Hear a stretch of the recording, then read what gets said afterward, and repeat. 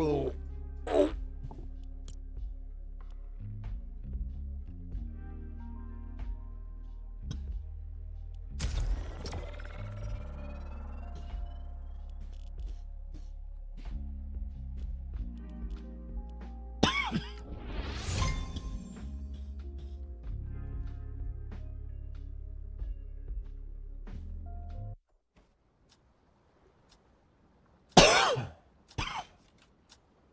Of course, now my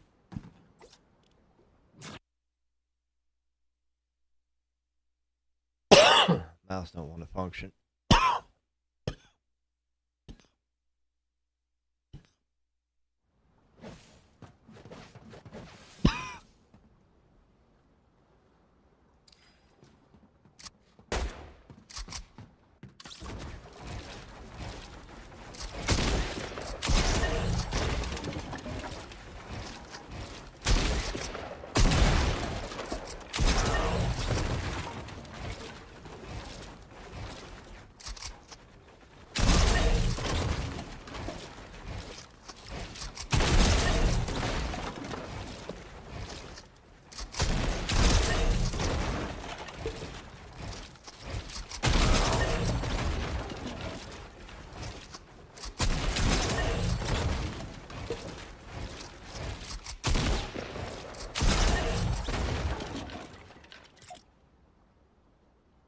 I said that.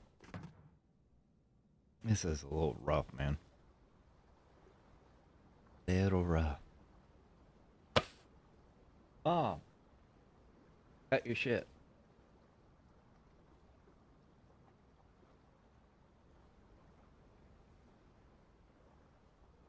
Don't make me pick you up like a little baby and love all over you.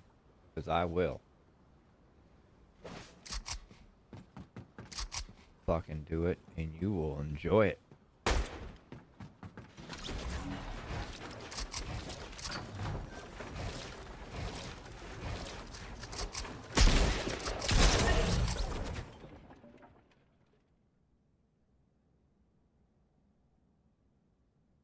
Oh, this should be the right.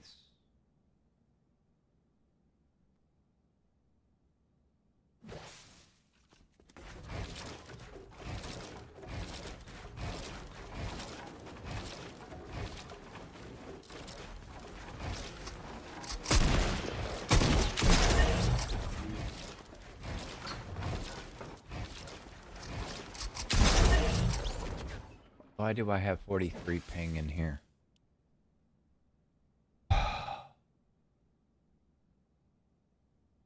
This thing just pisses me off sometimes.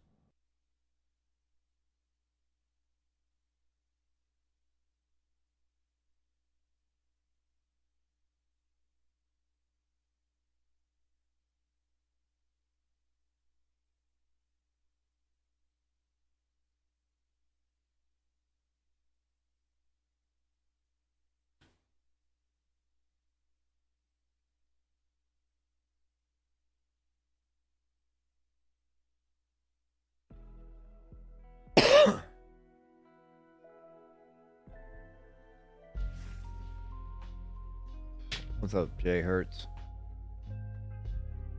Thank you for reminding me. How you doing?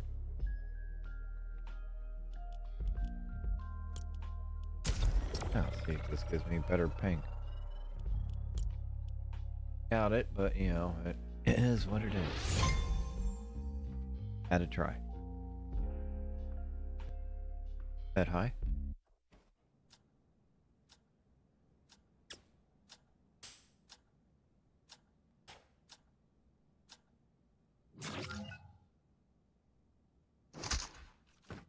At JWhereTo hello.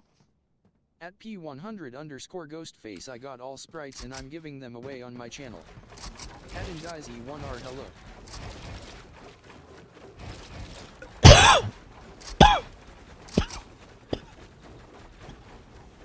Alright.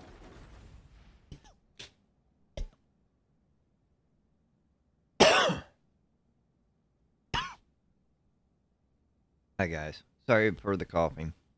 At Indizy1 are you vaping? At Jwhere to Yo P100 can I bro the Galaxy Grim Sprite? I don't even have the regular Grim Sprite. And I was vaping some THC. Reason for the coughing.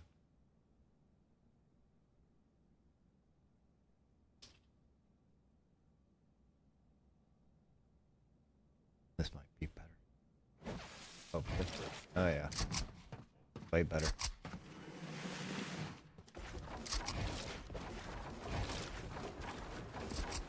At Cathego out I got the gummy grim, you wanna trade?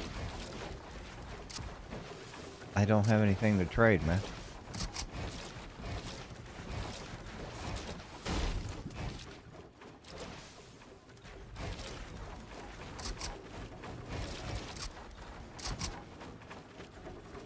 Alright, At this Jwhere thing's to, are you fucking... talking to me or no? I'm talking to anybody that says they want to give me a Sprite or trade Sprites because I have no Sprites.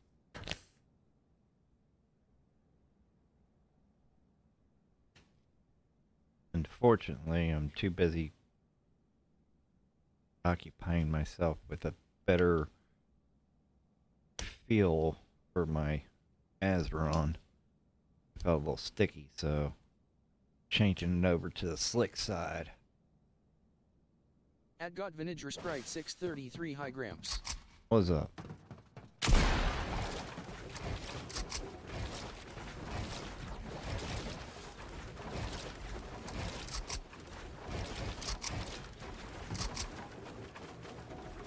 Okay, so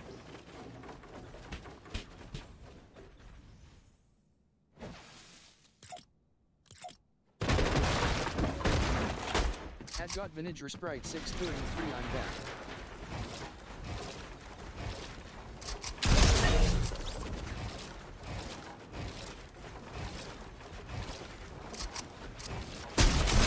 Kobe Bryant W60 said hi.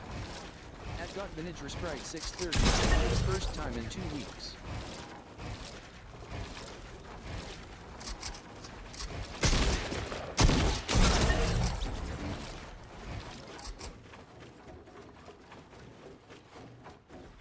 yeah, something.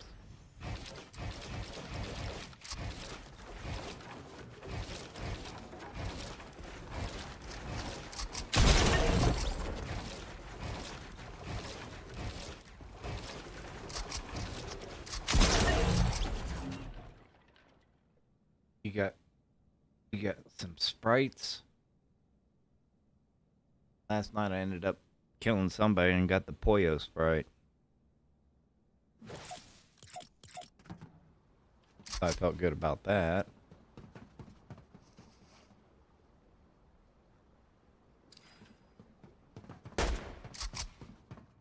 Other than that,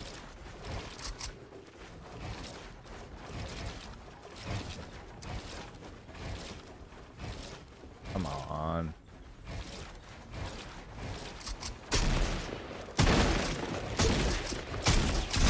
Vinegar Sprite 633 skull.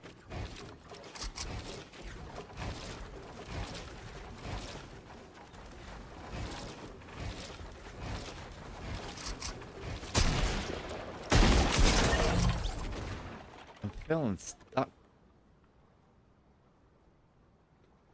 It's the finger. For the first time in 2 weeks for a Sprite.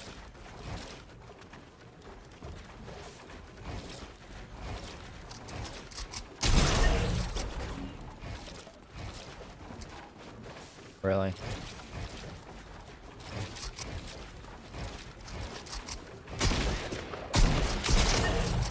At got Vinegar Sprite 633 yo bro, remember the free bundle.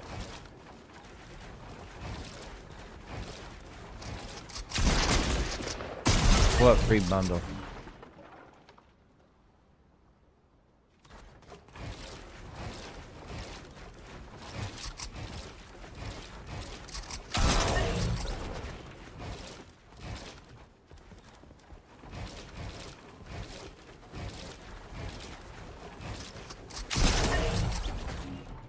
What free bundle? What are we talking about, man? At got Vinegar Sprite 633 in the item shop.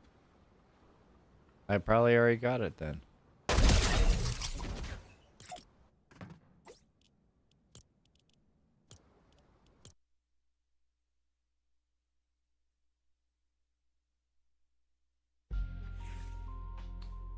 And just by the way, when Fortnite goes down, I do plan on staying over for a little bit at least. I do have Reese Hubs and At got Vinegar Sprite 633 the one at the bottom. At Manny Morales Q2L high. I got Reese Hubs and Destiny Jesus Master Class. The one that, you know, you gotta pay real money for. And since everybody's broke as fuck, I've already done paid for it. I was planning on looking over some of that stuff after Fortnite goes down, so. What do you dislike about Fortnite Save the World? Select all that applies. Please skip the questions if you have not played it.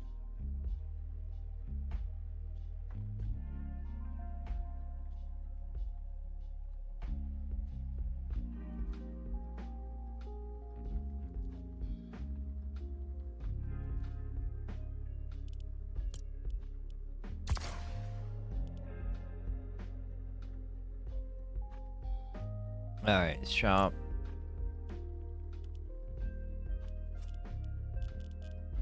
Bet it was all the way down. There's nothing free. Nothing free. At Team Ellis 78 high. Hello.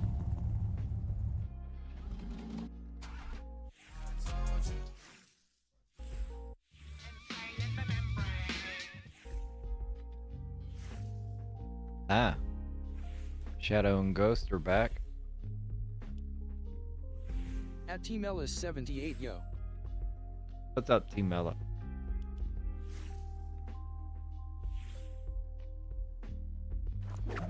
At got Vinegar Sprite 633 click on all the bundles.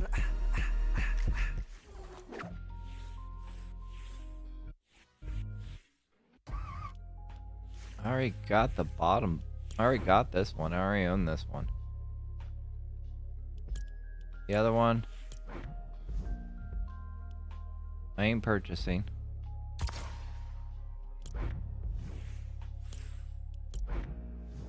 Purchase. They're all purchasable.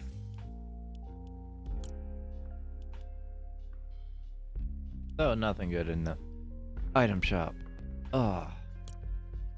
At got Vinegar Sprite 633 not that one. Yeah, there was only 3, man. At got Vinegar Sprite 633 go to Lego Fortnite.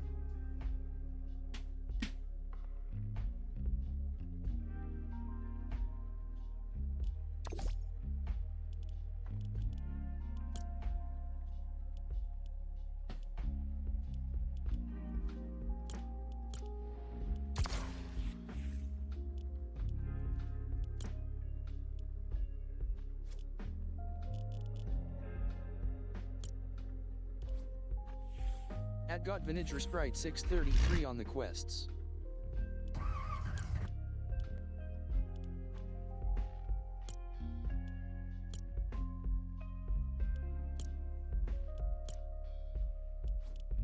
At Ethan Taylor age 9R high. Hello.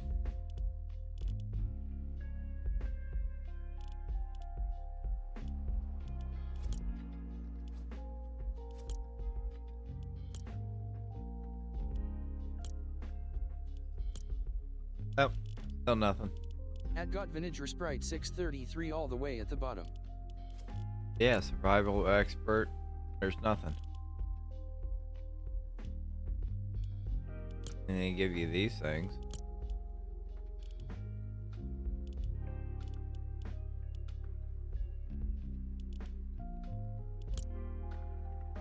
That's it.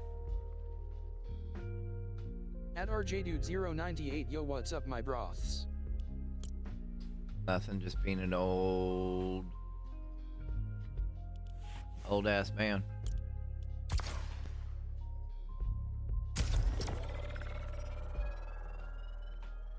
I am planning on sharing my Destiny Miniature G. Sprite 633 the skin you completed it. Yeah, I mean, probably. So when downtime hits, I'm planning on doing At RJDude098 grown ass man by the way. yeah, grown ass man that bought Destiny Jesus and Reese Hub's masterclass.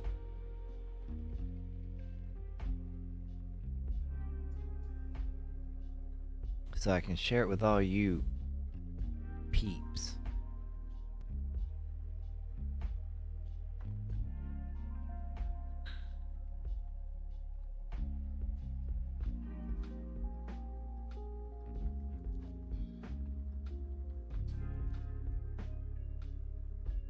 Yeah.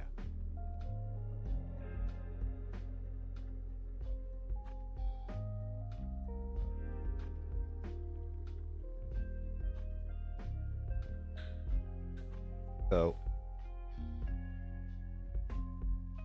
servers go down in an hour,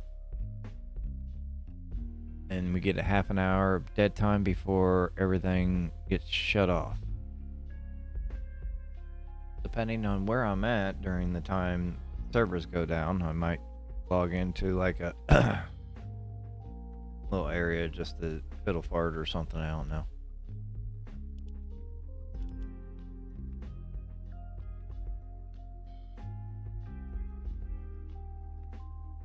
What's Rocket Racing still doing? I thought it was dead.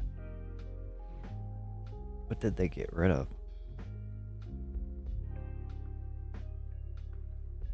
Thought it was Rocket Racing. Poor bastards, still racing. Ugh.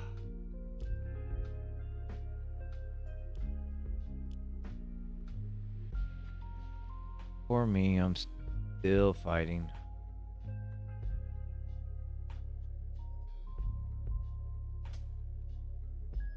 Cannot get ahead on the ELO either. So yeah, you guys want to see the At Ghost S3Z9K can I join? I'm doing arena box fights.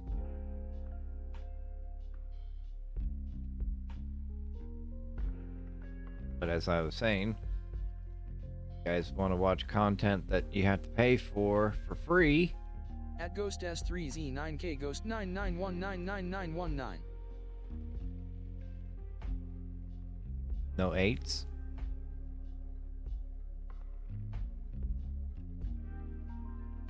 But yeah, that's more than likely what I'll be doing for a little bit. At Got Vinegar Sprite 633 Godamit Fortnite removed it. Oh, we talking about the... At Josiah Vendor are you excited for the new Fortnite season? For next season, we don't even know what it is, to be honest with you. We know it's supposed At to be a bunch of Pineapple gaming legends, but that's 1247 about a nice it. late mini stream. I played so much yesterday morning, for you. This morning for me XD.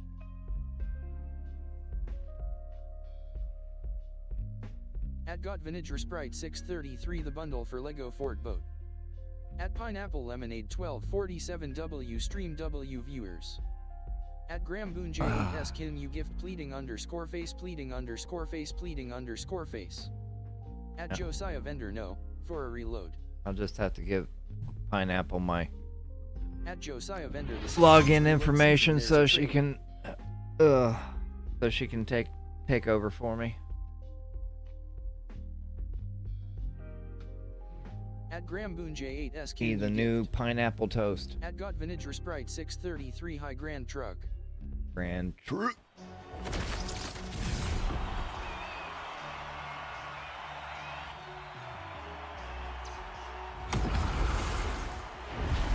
The elites are always watching. Yes, they're always watching.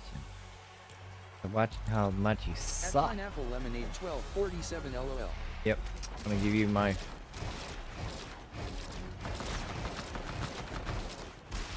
my information and I'll let you take over. I have a new sheriff in town called Pineapple Toast.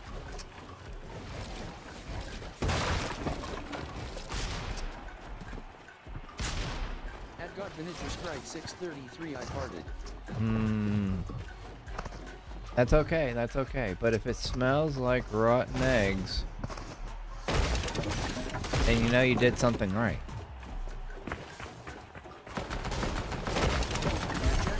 No pressure. But everyone's watching. At Pineapple Lemonade 1247 my one box builds LOL. Yep.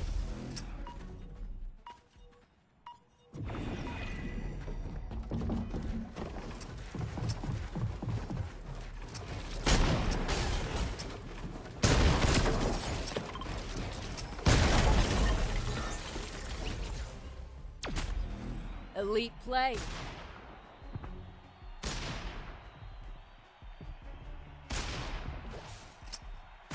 Oh yeah, this fucking... I miss this shotgun. This shotgun was awesome. Too bad I sucked at it during that season.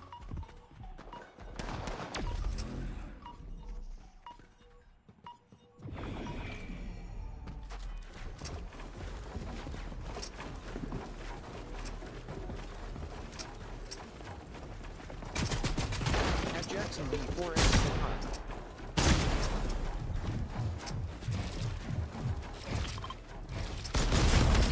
Wow, missed my shot. At Fortnite Ego 251 can you mod me PLS? Fortnite goat. Oh shit. I might have to. It is a goat.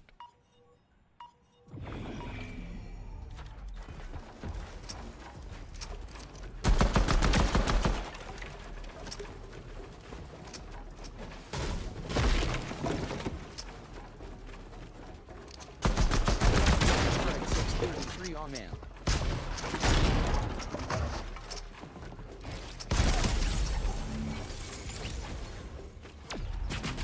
Total domination.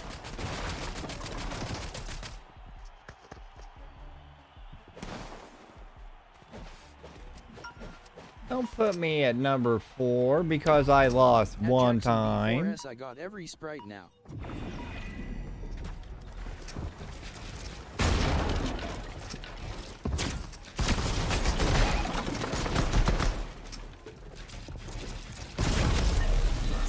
That one didn't count.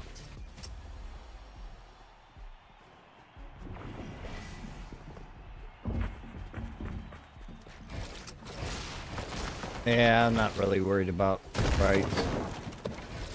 I mean, I just ended up getting the Poyo sprite last night. At Fortnite Ego 251 Jackson can I get Cube Grim?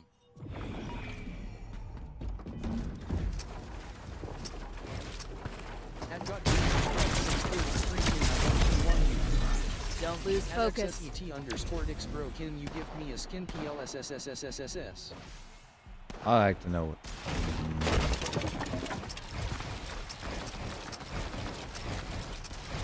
At Jackson B4S not now. Yeah, I ignore people that ask for stuff, so just FYI.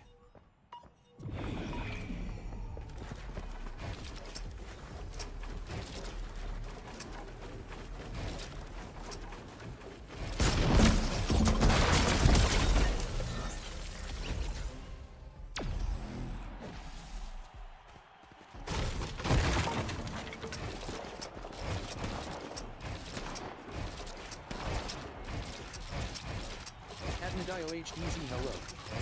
At Jackson B4S maybe tomorrow. No. At Nadio HDZ hand pink waving hand pink waving hand pink waving.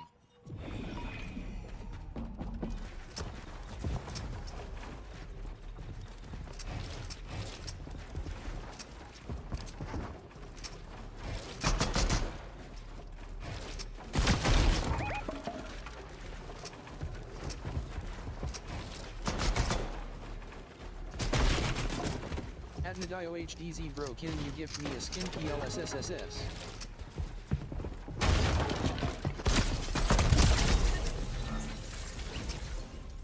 Don't break the streak. Nope. Nope.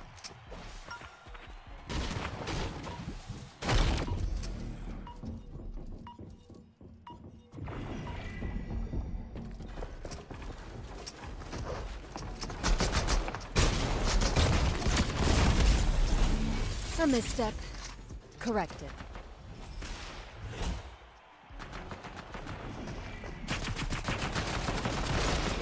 Bunch of little fucking.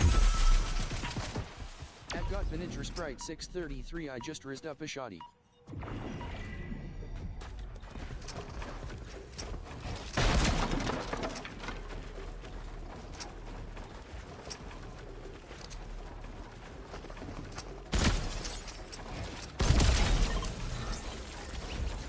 Poor guy. They grumbled. You make it look simple. I should be ahead of fucking Money Mike.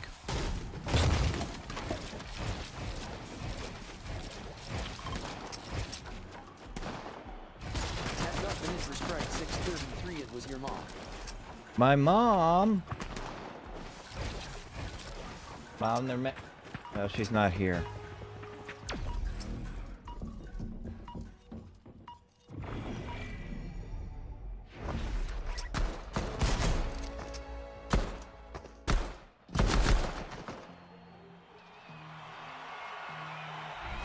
Yeah, I'll take third place.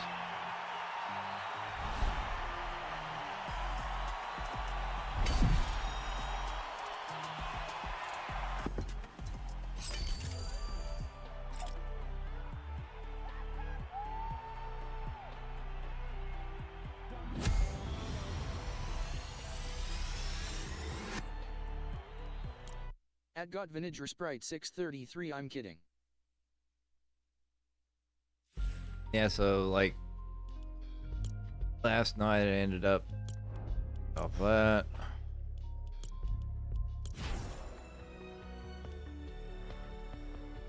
Got 3 different sprites, I forget which ones. Got my first cube sprite.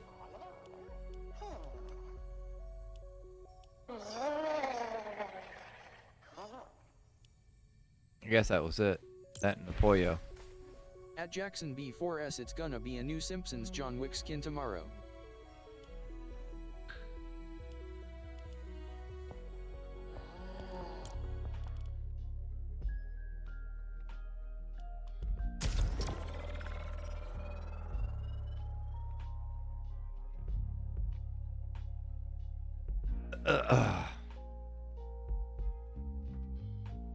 At got Vinegar Sprite 633 I got scammed for a cube sprite.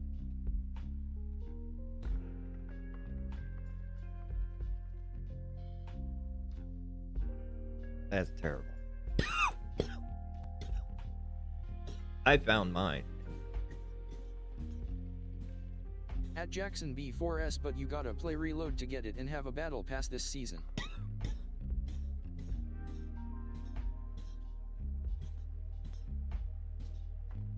Yeah, for the new Simpsons stuff. I guess. Well, you still play, but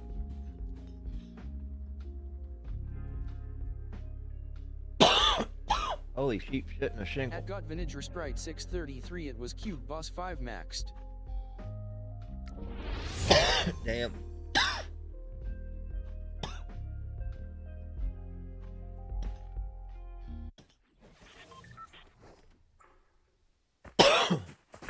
Oh, holy sheep shit in a shingle.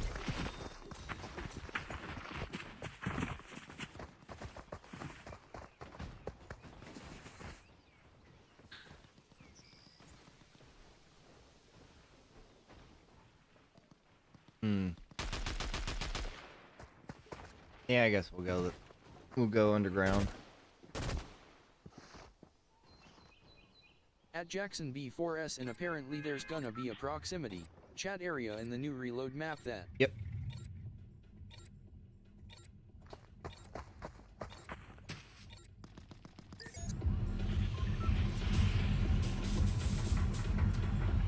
The dignitary or something, I don't know.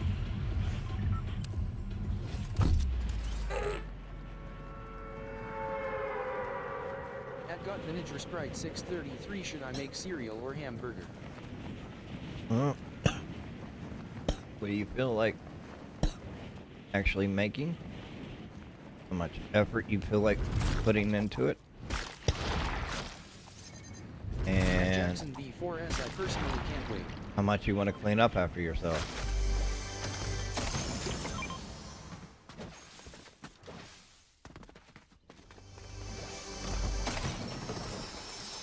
Perfect. At Laminu Mall X3V. Can I add you? I can give you my cube Grim Reaper. Dude, that's Got nice. Vinegar Sprite 633 cereal. Cereal it is, man.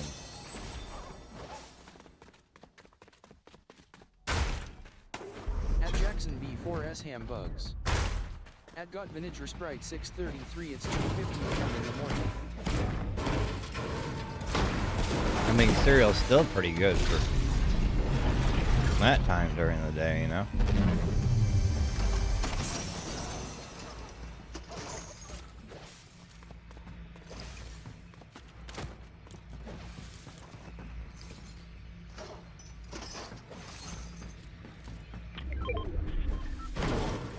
At Laminu Mall X3V, please.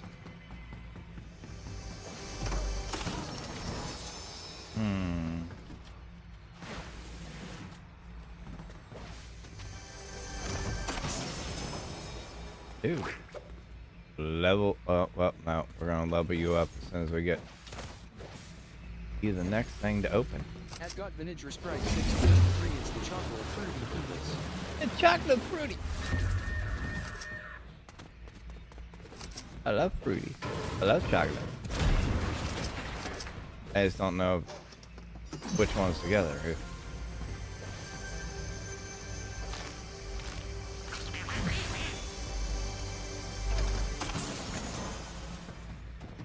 I want some, At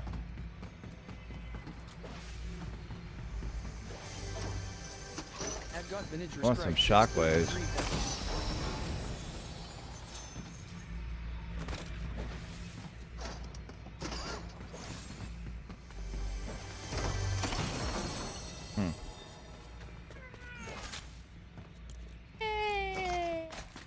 Alright, time to go up. Or not. At Jackson B4S unlimited web shooters for this Saturday's Power Hour.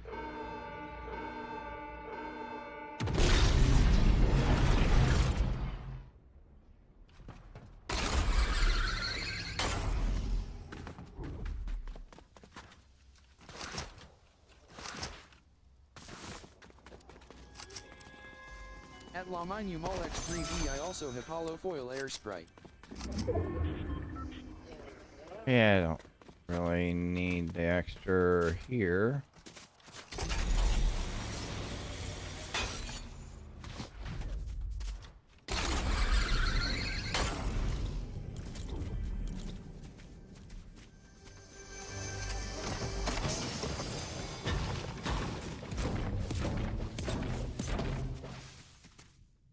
Well, I ain't got no mats at all. How am I supposed to fight?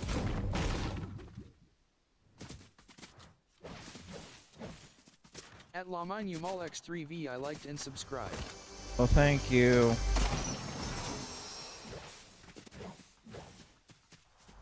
It just helps me get more.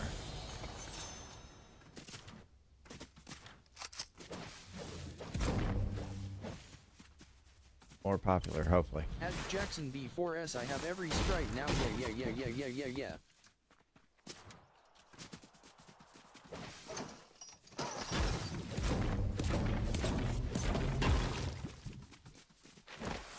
I need to go down here and get my XP and my...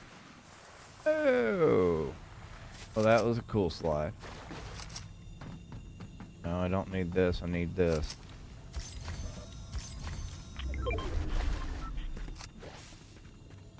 Okay, now I gotta go back this way. Son of a bitch.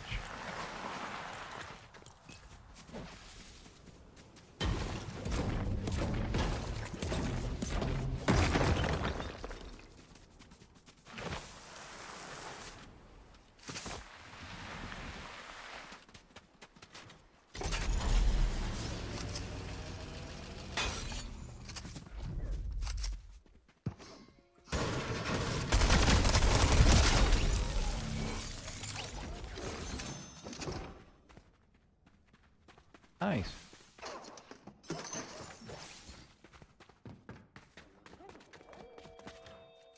Got at least one kill now. Ooh. Hello.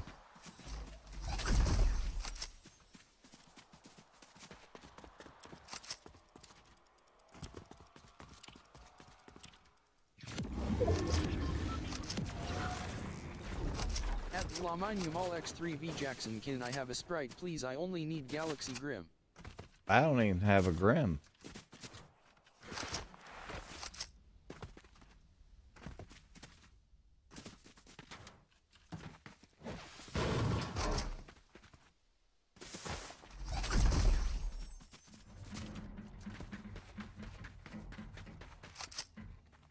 Everything's so fucking quiet. At IOARTCHIEW.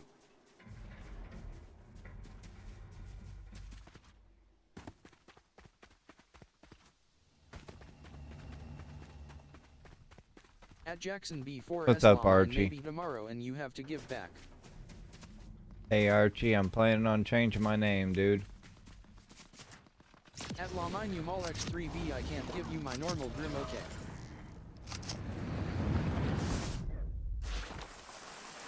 At Jackson B4S, cause I have no dust.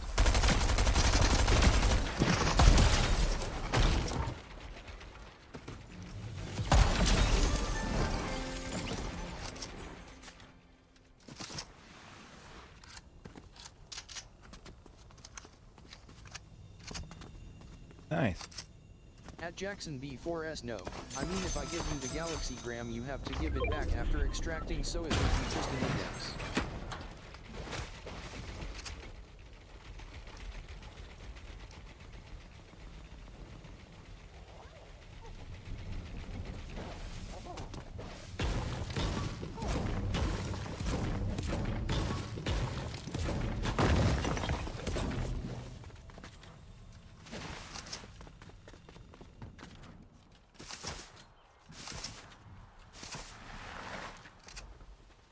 Wish this dude would have left me something decent.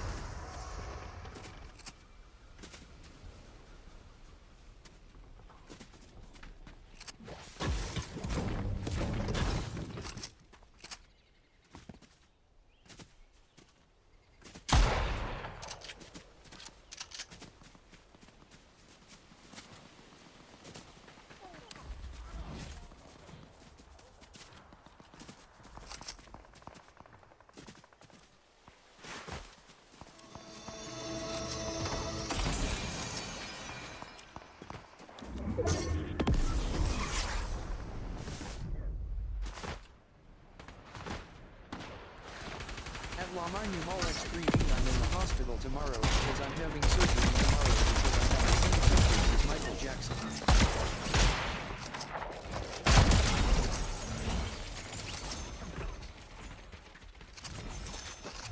We have the same symptoms as Michael At Jackson. Laminium All X3V, so I'm getting surgery.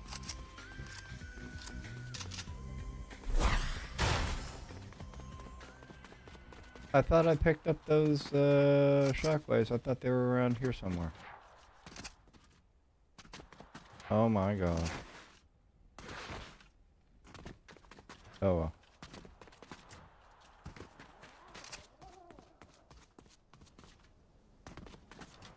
At Laminium All X3V, yes bro.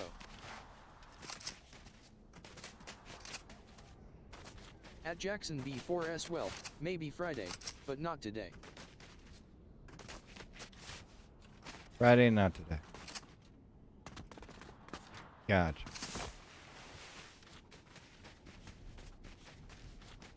Now, granted, you know, Friday would have worked for me. No, I'm just kidding. Friday don't work for me at all.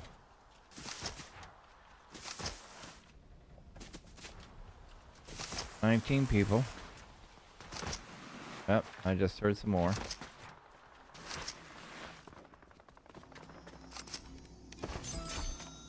At Got Vinegar Sprite 633, I just made the cereal. At Laminium All X3V, I don't get out of the hospital in 3 weeks when I have surgery. Oh, that's thanks.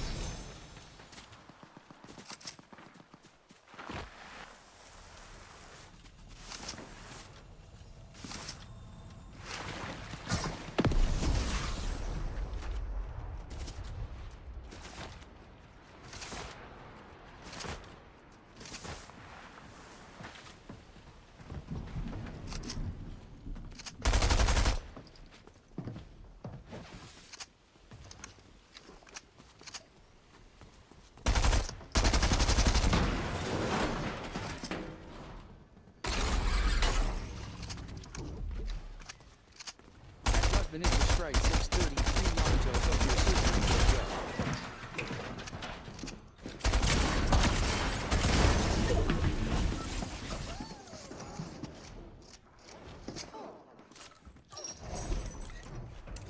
At La Minu Mall X3V and I can't play or watch or eat anything. Best thing. Yeah, I wasn't trying to ignore you, but when I'm playing, I focus. So, my At apologies. Jackson B4S Forcible same.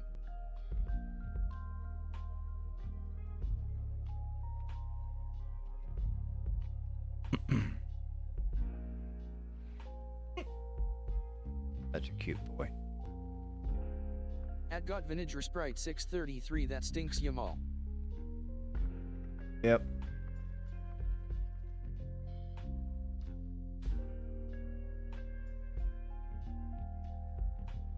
At La Minu Mall X3V thank you IO Toasty can I add you? I'm not adding anybody right now. I'm in the process of also changing my name too. You can call me Grandpa for Toasty. At Jackson B4S curse autocorrect.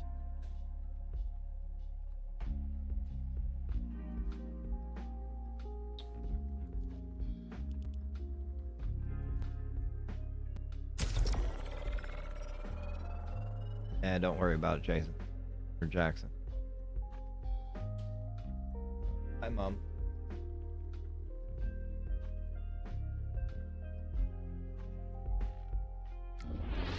At Got Vinegar Sprite 633 or Gramps.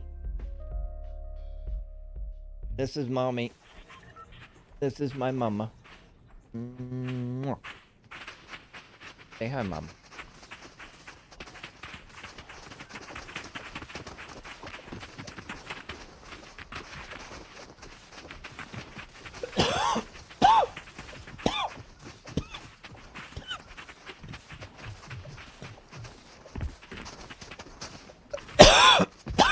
At La Minu Mall X3V can you go a custom?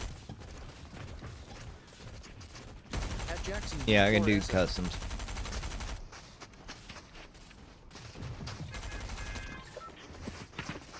Well, it's not that big of a deal. I got one. At Jackson B4S you have a cat LOL. I got 3.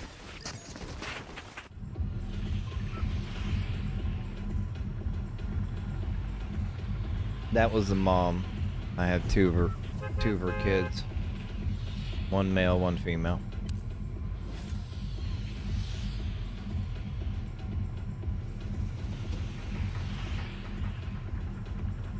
At Got Vinegar Sprite 633 I'm 15 years old. Ah. At La Minu Mall X3V Jackson I have a cat too. Yeah, cats are great. I like dogs too, but I just don't have the At time Jackson to B4S me too. take care of dogs as much as I can take care of a cat.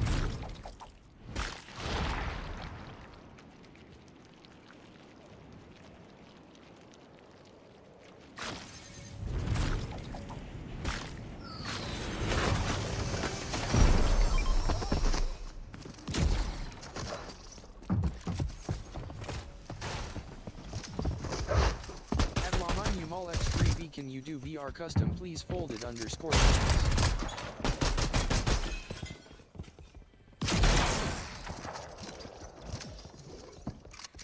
At La Minu Mall X3V no way.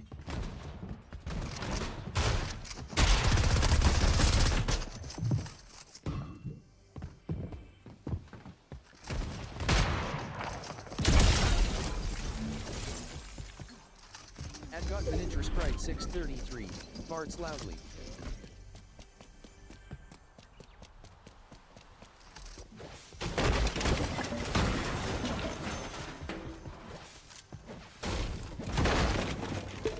Hello.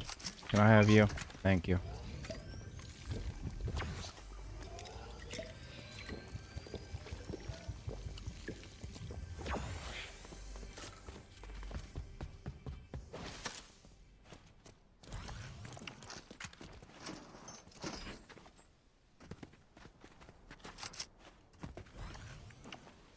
At Got Vinegar Sprite 633 a fatter Sprite.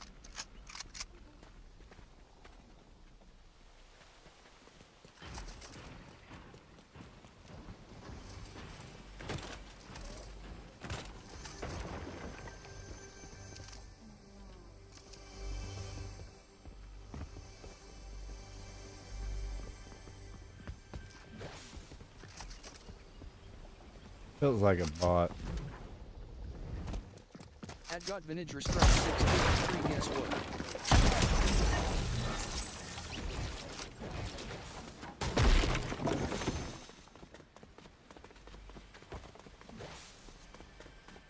At Lamine Mall X3 was at Conman 2003. Can I get the cube grim please? It's my birthday underscore cake. Partying underscore face. Party underscore papa. I only got one cube. Oh, fine.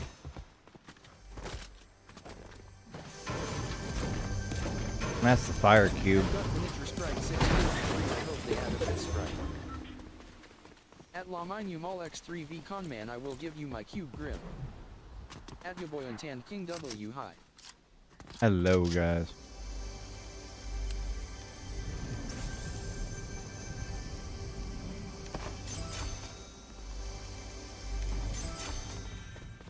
At Conman 2003 okay.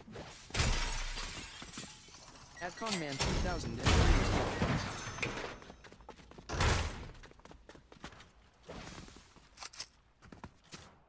And I need some more small ammo.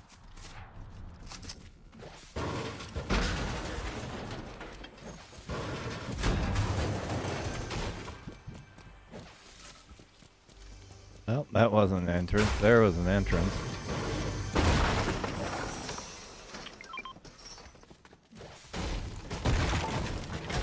Mall X3V my username is XXXT3NTAC1 on 689.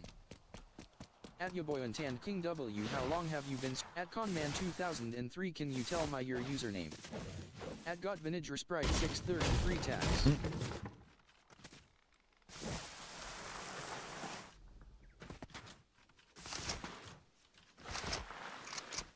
Gosh, bless it. You guys were awesome. Oh.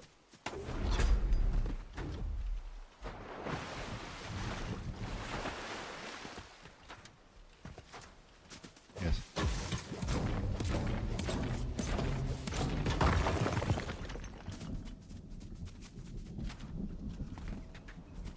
Yeah, we'll just keep going.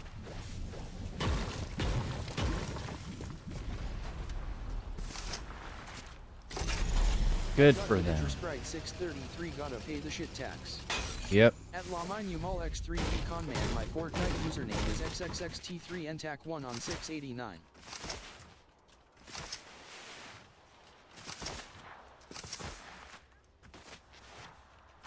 At Conman 2003 I am getting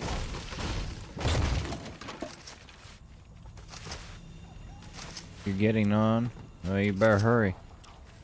Servers go down in... Game servers go down in 30 minutes.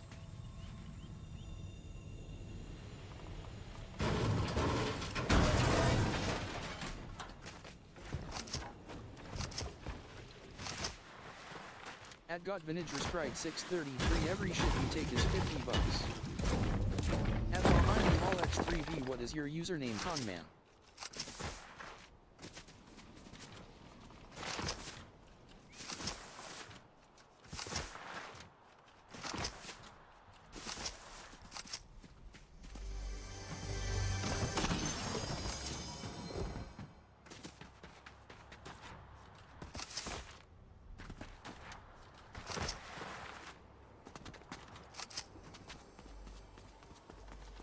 Yay, more shocks. I love shocks.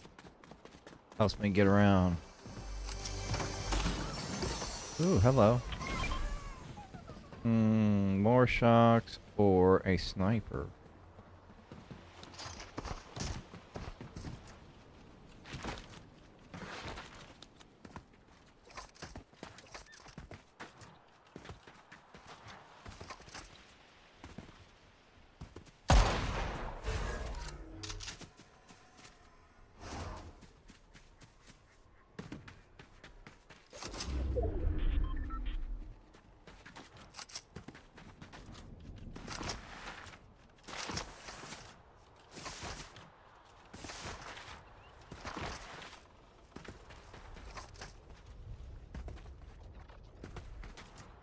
Ooh, I got those things. All right.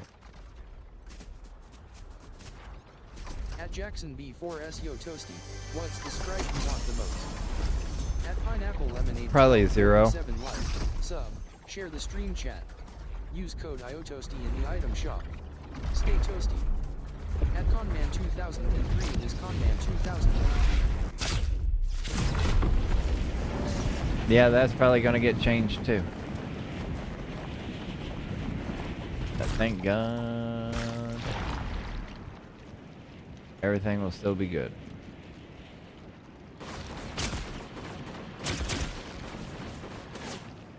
Dude.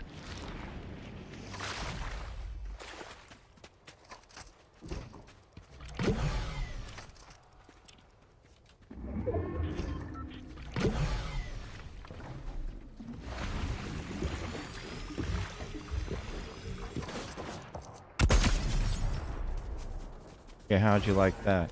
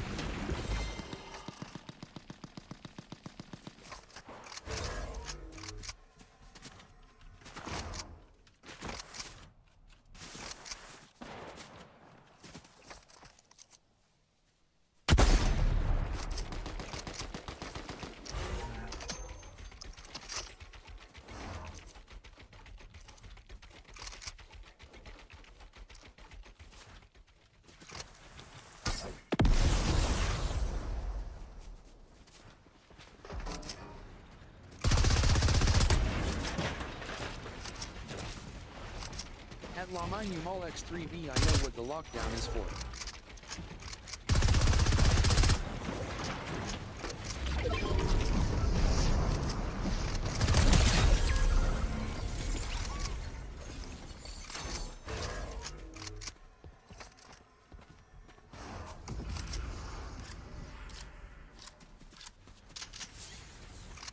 At Jackson B4S anyway, Toasty I'm probably get the bed. I'm glad I was able to catch some of your stream. Well, thank At Lamine you. Mall X3V it is for the Simpsons reload map.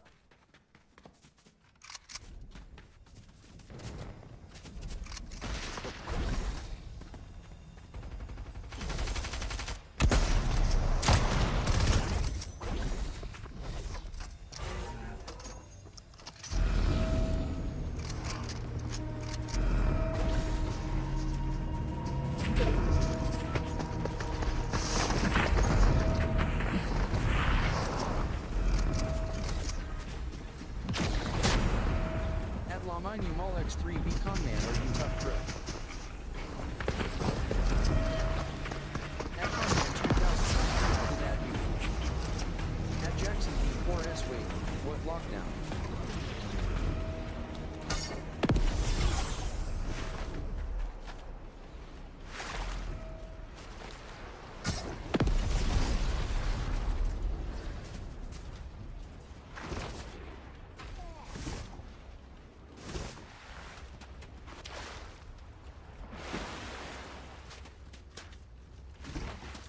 That's the lockdown of these nuts. At Lamine Mall X3V Simpson reload map.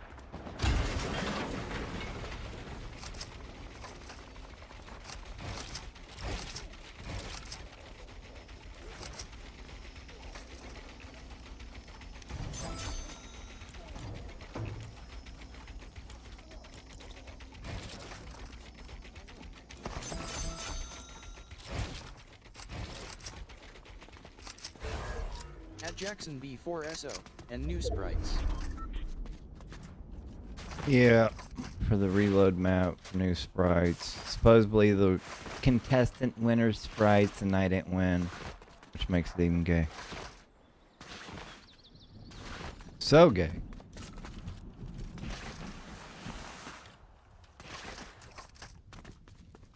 At La Minumall X3B it is equipped. It is also my birthday, so can I have a Sprite after, please? At Jackson Server's B4 going down. Mama and Purdy.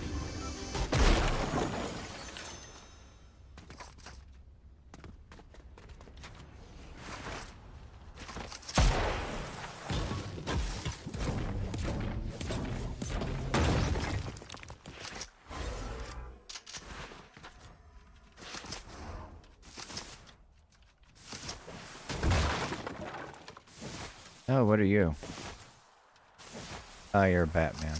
Ooh, look at you, look at you, look at you.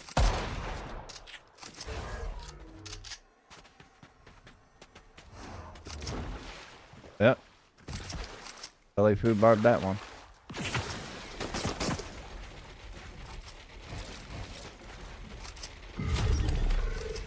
At La Minumall X3B we might die.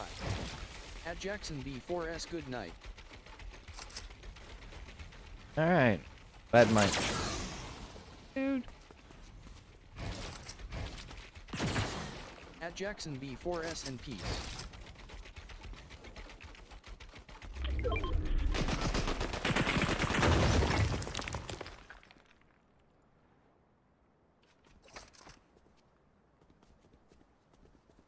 Wish I knew where you were at.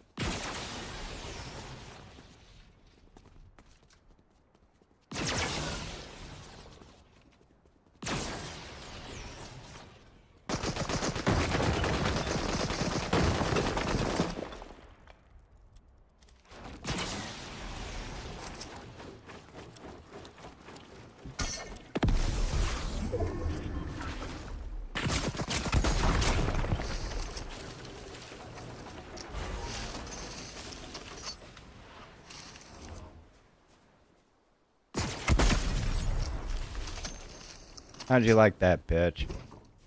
At La Minumall X3B give me it back because it's only Sprite I have.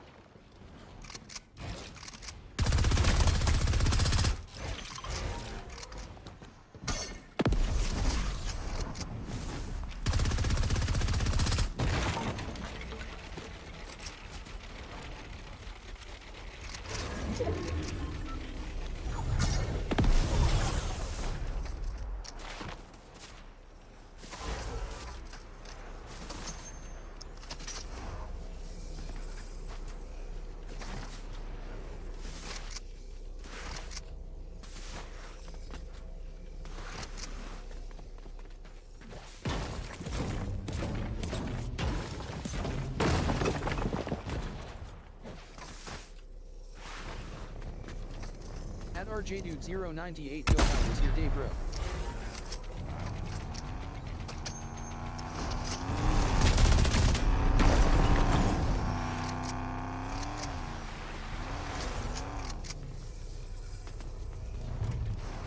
At La Minumall X3B sorry.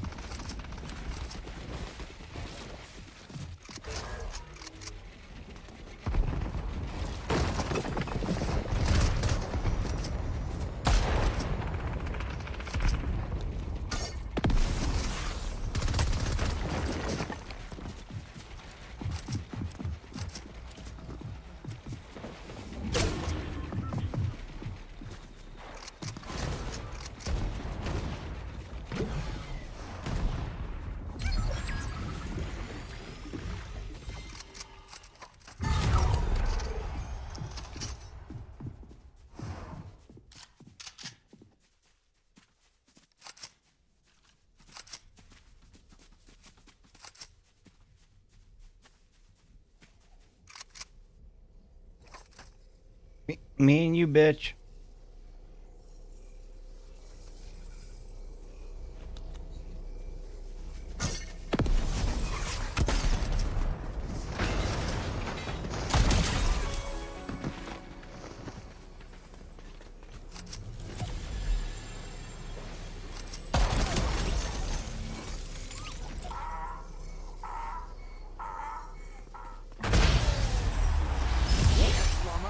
X3V Conman, give it back please, it is also my birthday so can.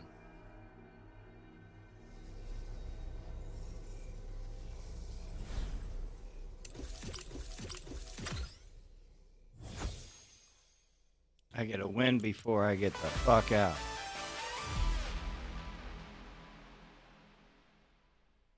Nice. I gotta go look at that one.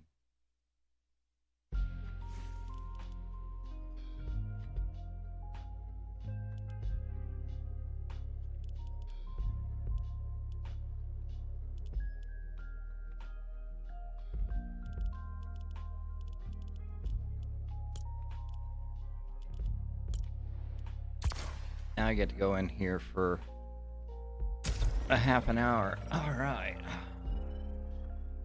Or at least for a little bit until we go to the other stuff.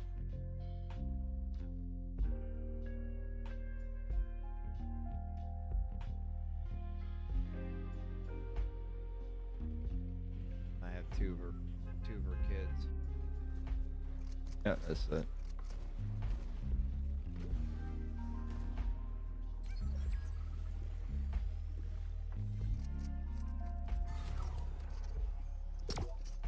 Yeah, died to the storm. Stupid people.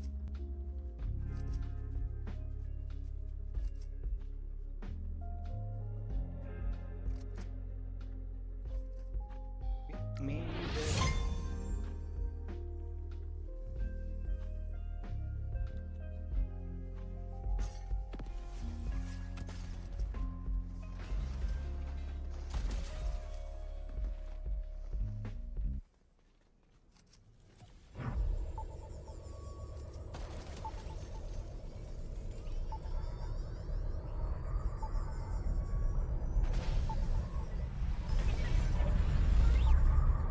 Alright, so where am I at now?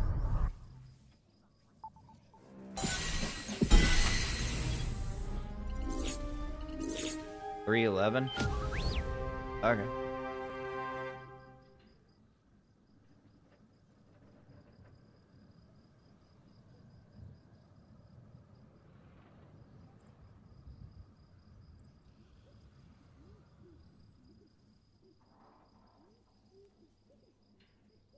Alright, sorry.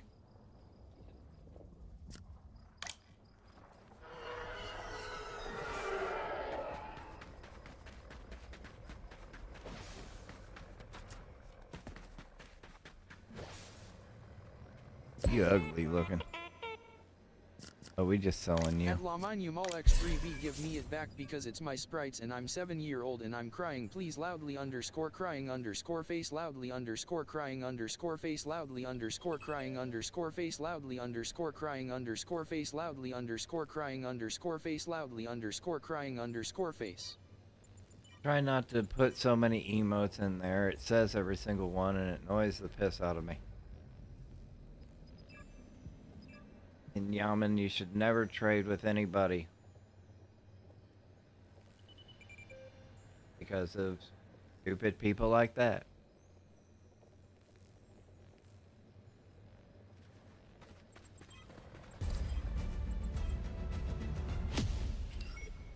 But just be grateful as it's only a video game and not real life money.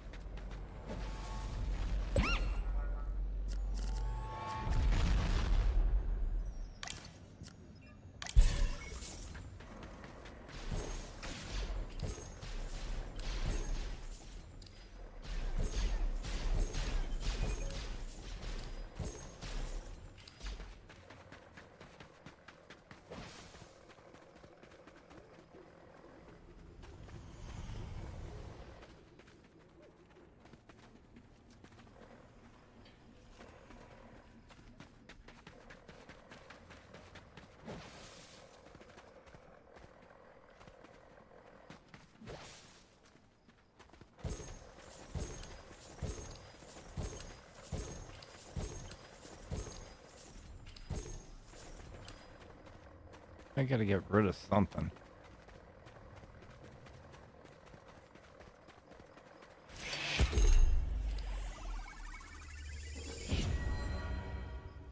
Eliminate 3 players, craft 10 droids, craft 5 epic droids. No, no, and no. At La Mine Mall X3V, but it's my heart and my life and only started yesterday. Yeah, well, let me let you know that I had money taken from me because some guy is an asshole and decides that they want to just take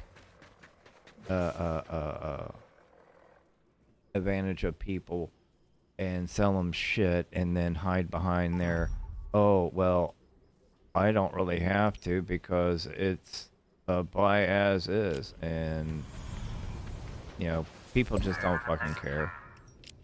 State don't care because they get money. Those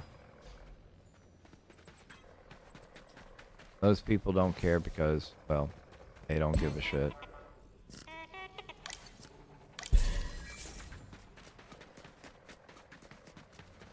And the only person that gets screwed out of it is, no, me.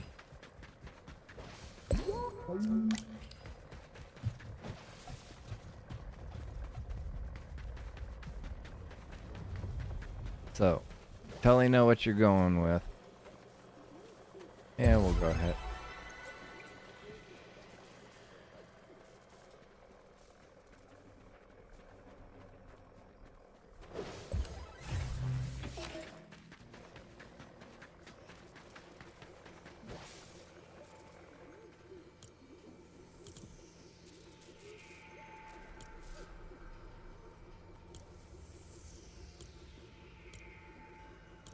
At La Mine Mall X3V, what is the game called? Loudly underscore crying underscore face, loudly underscore crying underscore face, loudly underscore crying underscore face. What are you talking about? What game? It wasn't no game. It was real life money.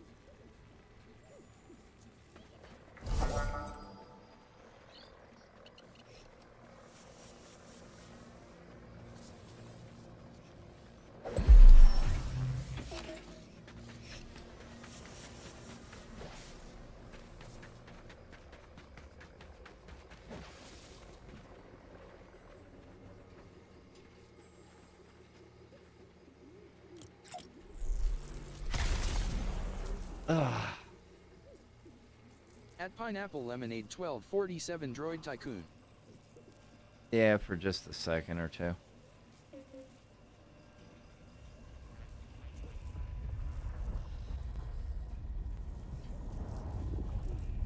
At Pineapple Lemonade 1247 The Cute Grind.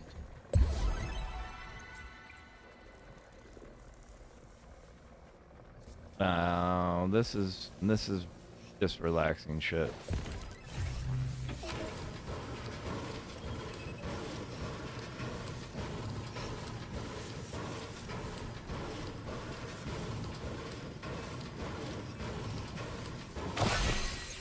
So cool.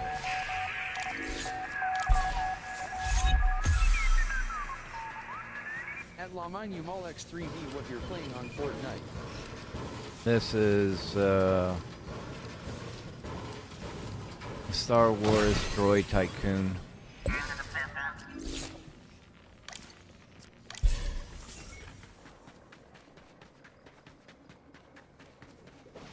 Hey, I just did you.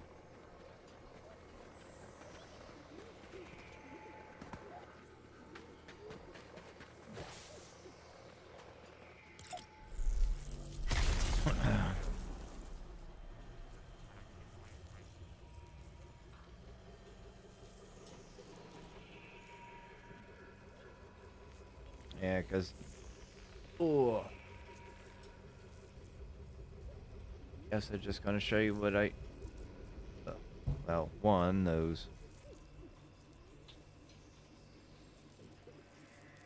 hints by the... At La Mine Mall X3V, can someone give me a cube to make me feel better, please? No one can't right now. Servers just stopped initiating parties. You can't get into Battle Royale, you can't get into anything right now. I only have 28 minutes here if I choose to take and do that.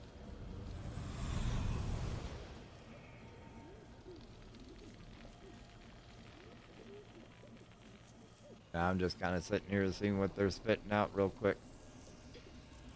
And I'm going to move on to that master class. At Pineapple Lemonade 1247 I'm playing Conan Exiles tonight. I have another fort upload for later. Might do it soon. A lot for the bored people to watch XD. I had Conan Exiles when it first came out. I started playing when it was in beta. And then it just didn't feel right. It felt really weird. So I stopped playing.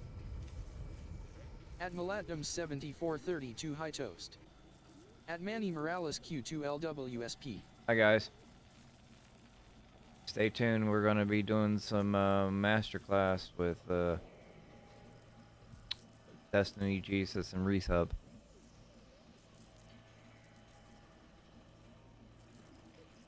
Yeah, I've had that At for a Pineapple while. Lemonade 1247 it's fun. I just live LOL.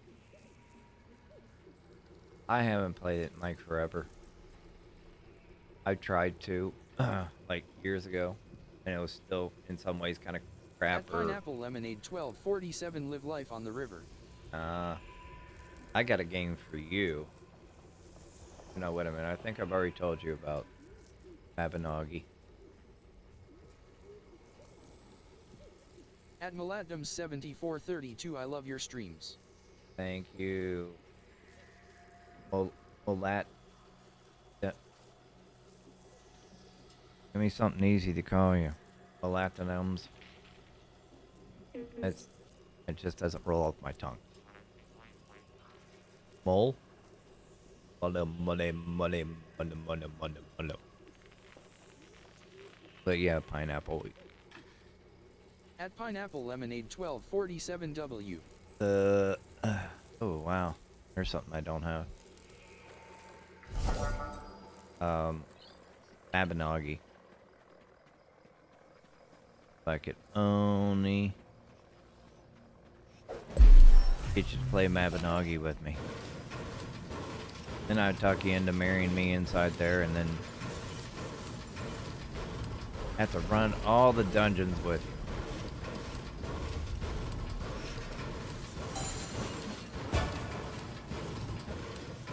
Oh, that's an hour? Screw that. And we're selling you. Should at least look it up, see if it's an art style that you like. Hello.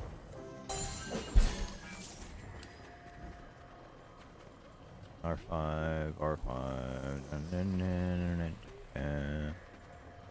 and alt. I don't have you either. Oh, and you're a rare.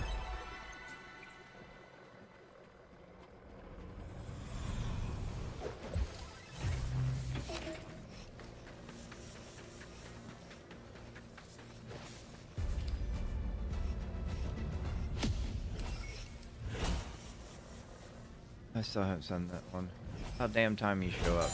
I was gonna stand right there and see if you pushed me back.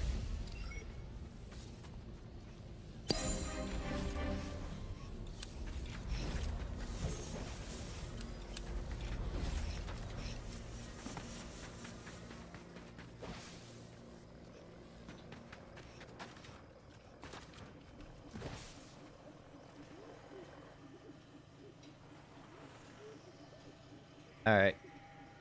Who's ready for some master class? Or master ass? Oh. At Justin Z8N is this Fortnite? Yeah, this is inside Fortnite. I'm about ready to go Oh wow. Oh wow. I don't have that much. Oh wow. Oh wow. What can I sell? Oh. At Maladum 7432M. At Maladum 7432 yes. Oh, I'm not gonna be able to have enough, am I? Shit.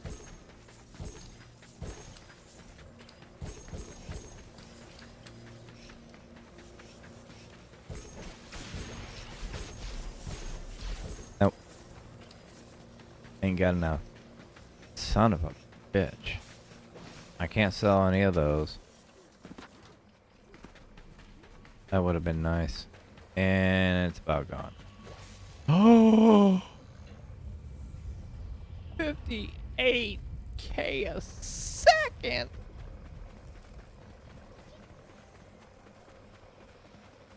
At Justin Z8 and can you add me and give me 800 V-Bucks Battle Pass PLS? I don't have any skins I liked and subbed. I'm sorry, I don't have that. At Maladum 7432 he don't add people. I add my mods if they want to be added. Yep. Matchmaking error. Okay.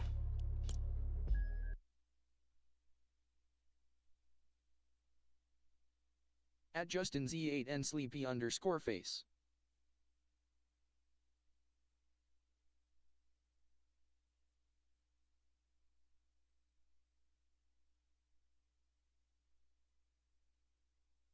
What? No. There's a chat.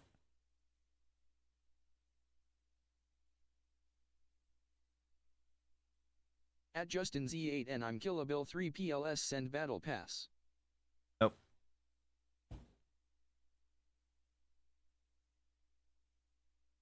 My lord, look at all this shit.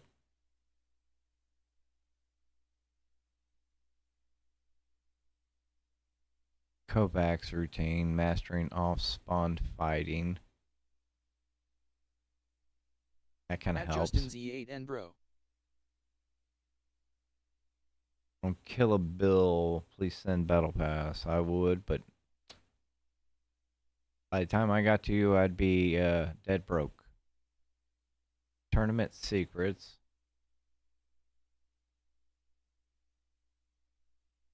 Fighting coach with pro coaches. What the fuck? Controller mastery. At Maladum 7432 he only add his mods. Up and coming pro master class. Ooh.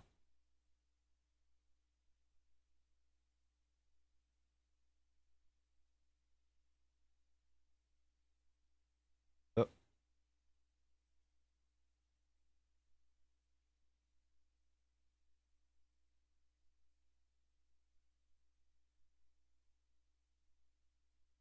Ah.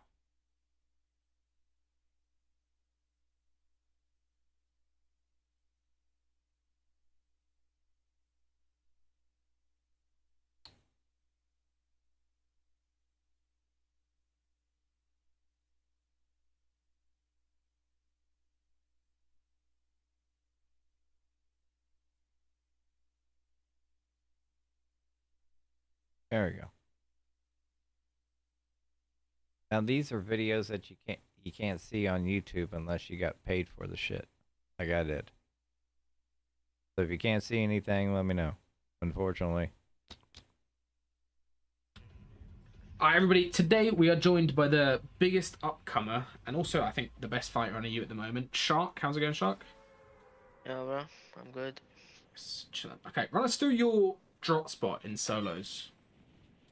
Yeah, that's my drop spot. The Look how old this shit is. Yeah. Nice. Okay. What do you look for like straight away if you're trying to like key or just play a stack solo tournament? Like I'm just keying till I'm gonna get a bet, you know. So my routes are gonna be easier. Okay. barrel straight away. Come down in here as well. Nice. And then you get this like full tunnel spot. Okay, run us through how you approach a fight, because I watched you in the solo cash cup before. How do you like to like start fights normally? God, I hate how old these Like, videos are. I'm trying to get a beam before, you know, so the fight is easier. Okay. Well, duh. But not every time, just depends. Glad I only paid $25 for this shit. And then why did you not take that fight right there? Just because it was too like scuffed to start it, or? Yeah, something like that. Like, we probably just only grief each other for nothing. Like, he didn't have shit as well. Okay. Like, I'm just trying to get a fight from someone who probably have a bet. That guy 100% didn't have one. Get it, fair enough.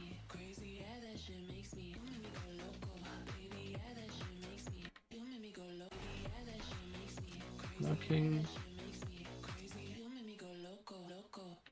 Got chains on. Yeah, right now I like wanted to try to kill more because, you know, it was like triple points for every kill. You know, so if I kill one player here, it was 15 points. So. But normally in like a solo finals, you only key for loot, right? Yeah. Wonder who's got the music on. So here you're just lurking. Do you ever like just start smacking on walls straight away, or do you normally like try playing for damage straight away? Yeah, I'm playing for damage every time. Okay. Like, I'm not getting any wealth. Yeah, because you're not the... What's your ping in game normally? Like higher, right? Yeah, like 20, 30. Nice. Oh, that don't look like 20 to 30. That looks like about 5 And to like at 7. this kill, like if I will kill him like 1 second before, I will get 15 points and I will get top 3 in the markup. But like literally before I killed the I know what triple it point, is. it was not longer active. Oh, the start, unlucky. Yeah. That was well played then. What did you do there? You like... Got all Like the that side guy, piece? yeah, I know he was cuffed anyways because he was just fucking camping at Fine, house. Chillin'. What did you do to like practice your fighting? Like, what's the number one thing you did? I played a lot of tokens. Okay. Versus like pros or just good players in general? Just Nah, everybody? like I played against pros, against good players. I don't know, just only ready up on Revox and that was it. Nice. Okay. Makes no sense why you That's pretty cool. That's what would Marius want to did take as well. and It's just Yeah. wager spam tokens. fights.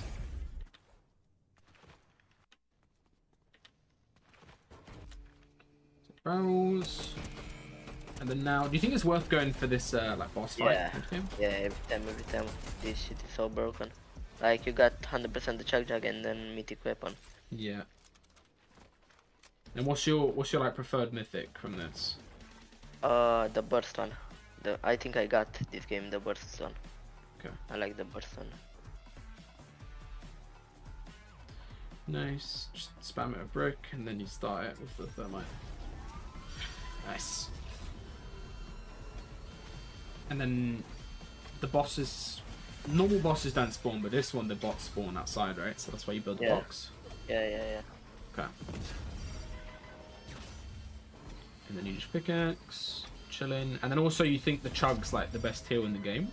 Yeah, 100%. Okay. Oh, yeah.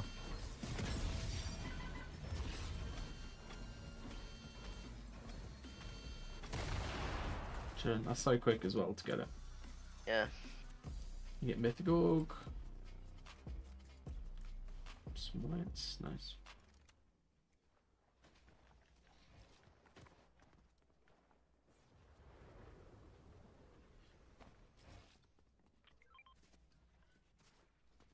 Nice.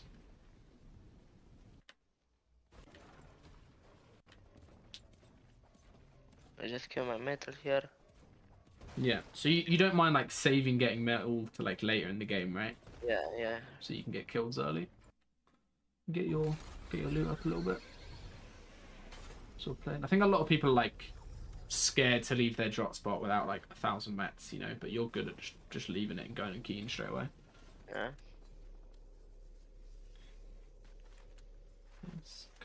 And now during mid game, what are you looking for like oh, you get a kill. For like a Yeah, kill. yeah, like I saw this kid was gonna rotate literally on me. And So you he just had a kill bet him. because I saw it. Like, look. Oh nice, it's freezing. Nice. That's well played. Yeah, I swear so many people they think for fights you need to be like, you know, running at somebody, right? But you're pretty good at, you know, just playing smart to get the kill, Yeah, right? like I'm lurking every time in trios Yeah. as well. Sure, yeah. Who's your trio at the moment for this new season? Chop and Kidua. Nice. That's good. God, it's so old. Simple. What is this? Chapter 5? What's your like warm up routine at the moment for before a cup? I actually don't have one. Like, I'm just only playing PGs or maybe some peace maps. I don't know. Just hop I on. don't. I'm not making something No, every game. maybe chapter Okay, 6. fair enough. Sorry. Did you do like a routine in the past, or did you just Nah, hop on nah, and nah. play tokens? Okay, Yeah, just only play. fair enough. Yep. Did you do any like aim practice at all, or just literally just playing No, the game? just playing. I'm just playing 200 pump box fight, Playing? sometimes. Okay, alright, fair enough. Early rotate, and then now at this point in the game, you got your bat. You're just focused on Yeah. early rotate. This is good. Refarming a little I bit. mean, the sounds this game, it was like the worst zones ever. I don't know how did they rotate. Yeah.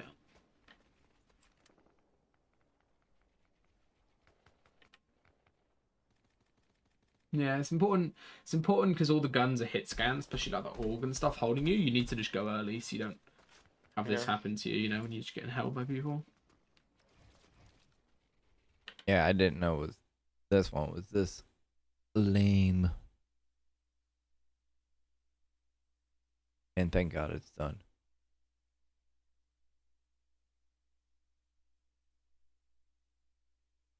Oh, realistics.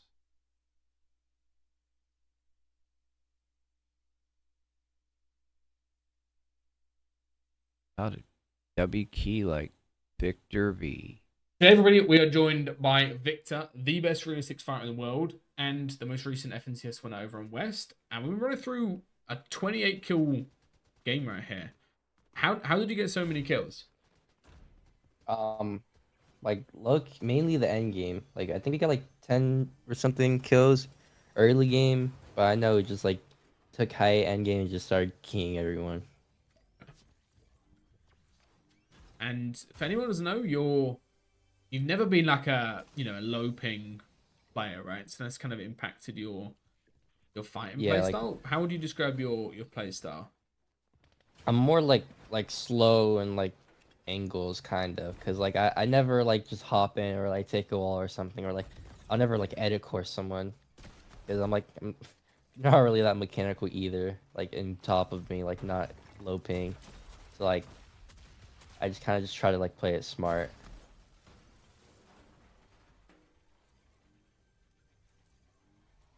Yeah, so you're just like nice and patient, rely on aim, and then doing good Eat setups. mode on his What kind own. of Yeah, what kind of like, good setups do you peaks. like going for? There you went from above and did like a little awareness check, crouch replace, but what about normally? Normally, like I'll just like smack on their tops and just like I place like walls and floors everywhere around the box, just in like just try to like pressure someone, like hopes of like catching them, or just like hop on the side of their wall. This fight though, this guy was lucky slamming us. I don't know who this is, but yeah, Peter Side guy is a up and coming pro, I guess. Like Window. right there. Yeah, try to get some counter damage. Those side windows are so good for that.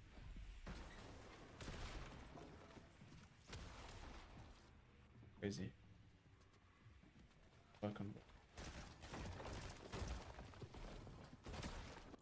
Nice. Little pre-fire. Breaks it, right? Yeah. Now he's trying to run, and I think Virgo just like hawks him down.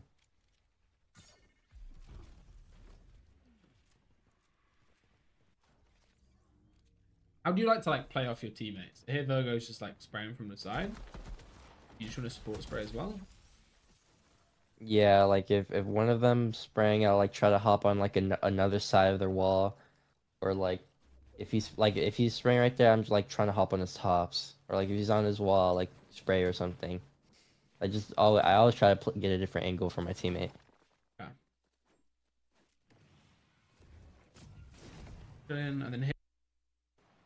And then here, hitting the little rift to key someone, and also you're doing something important here. Do you think that's a lot? Like just trying not to get third partied as you find people to fight?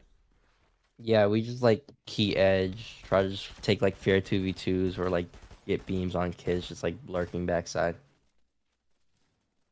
And also doing that, you get a lot of like solo trying to reboot stuff. Yeah. Some free that way. Yeah, another example. Someone trying to reboot, and you can third party and wipe all these guys, right? Yeah.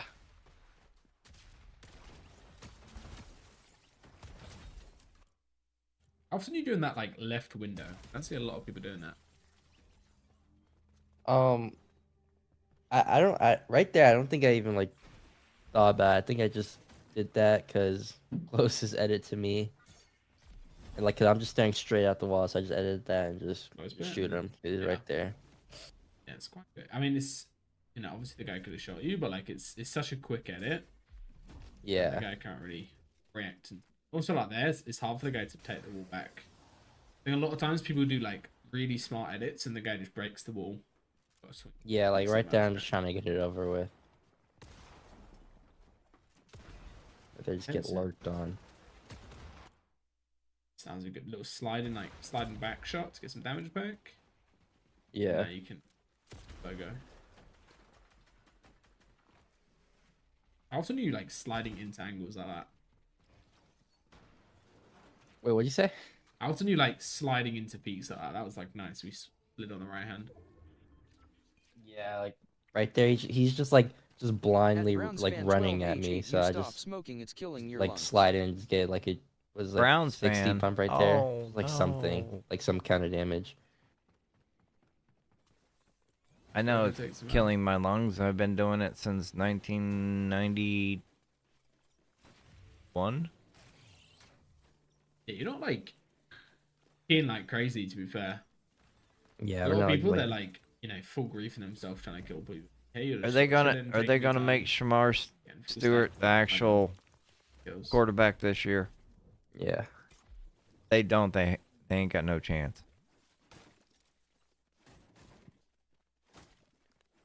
What would you recommend to somebody who wants to improve their fighting? Fighting, I think like playing, obviously like reload and ranked. I think like almost like we all started off just like grinding ranked at one point.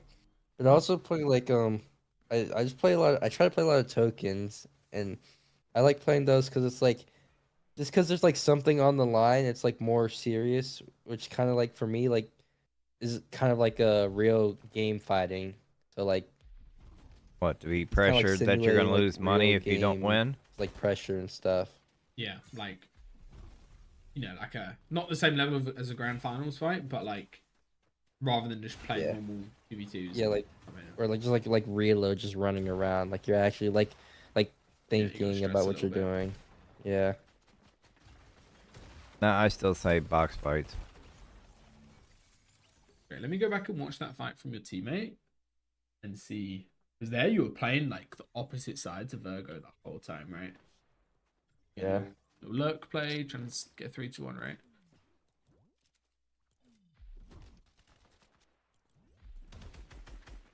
You missed every shot.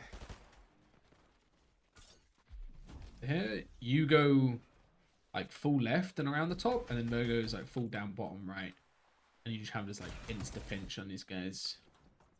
Yeah. Go one. Get your time. Don't get like straight on the wall there, right? You sit back a little bit. Get all these Yeah. floors and balls around the guy, like you're saying.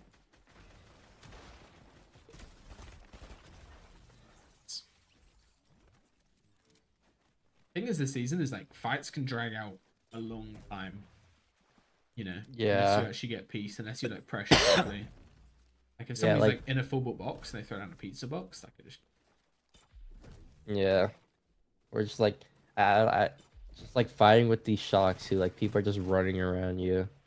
It's like so much harder to 2v1 as well. Oh, peace.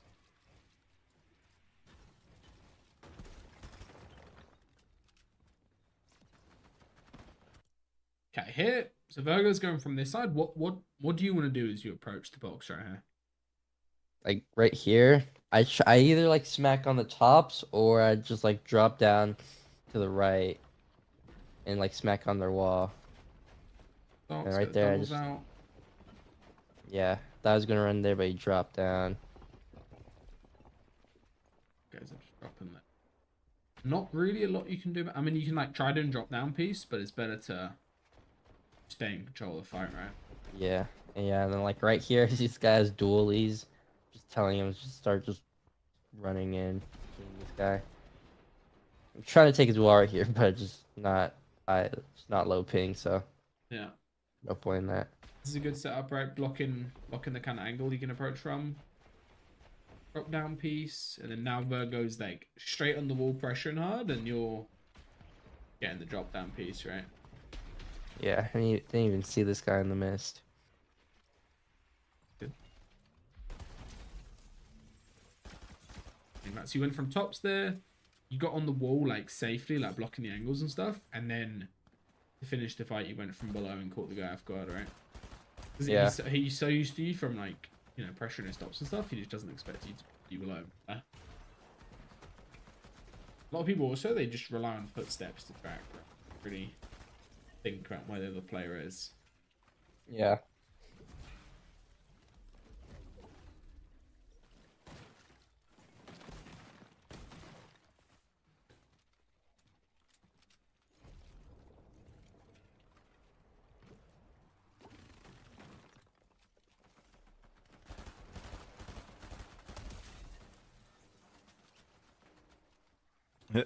Look out cold.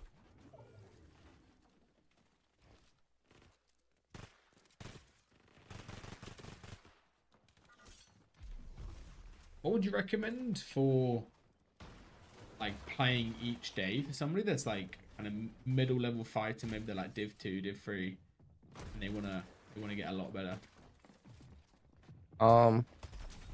Honestly, just playing. Like I swear, just playing all the time. Even though it sounds like really basic and boring, like obviously, if you play more, you get good.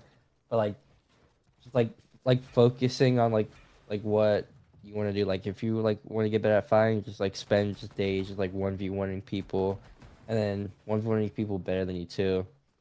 Because like if you're Div 2, you still got a lot of people better than you at that point. So like it's not. I don't think it's hard to find people with 1v1. But for you, it's a And lot harder to find better people to want. So you just do a lot of tokens. yeah, it's just like bunch of just cringe like Zone Wars kids or like Reels kids all day. It's like now like Tokes, it's not even like really like fighting. It's kind of just like Wow, how like that's smart you are 19 getting minutes long. tokens.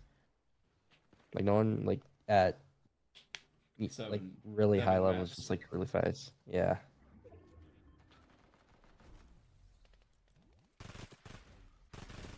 You got 16 going in game, trying to get some backside, right?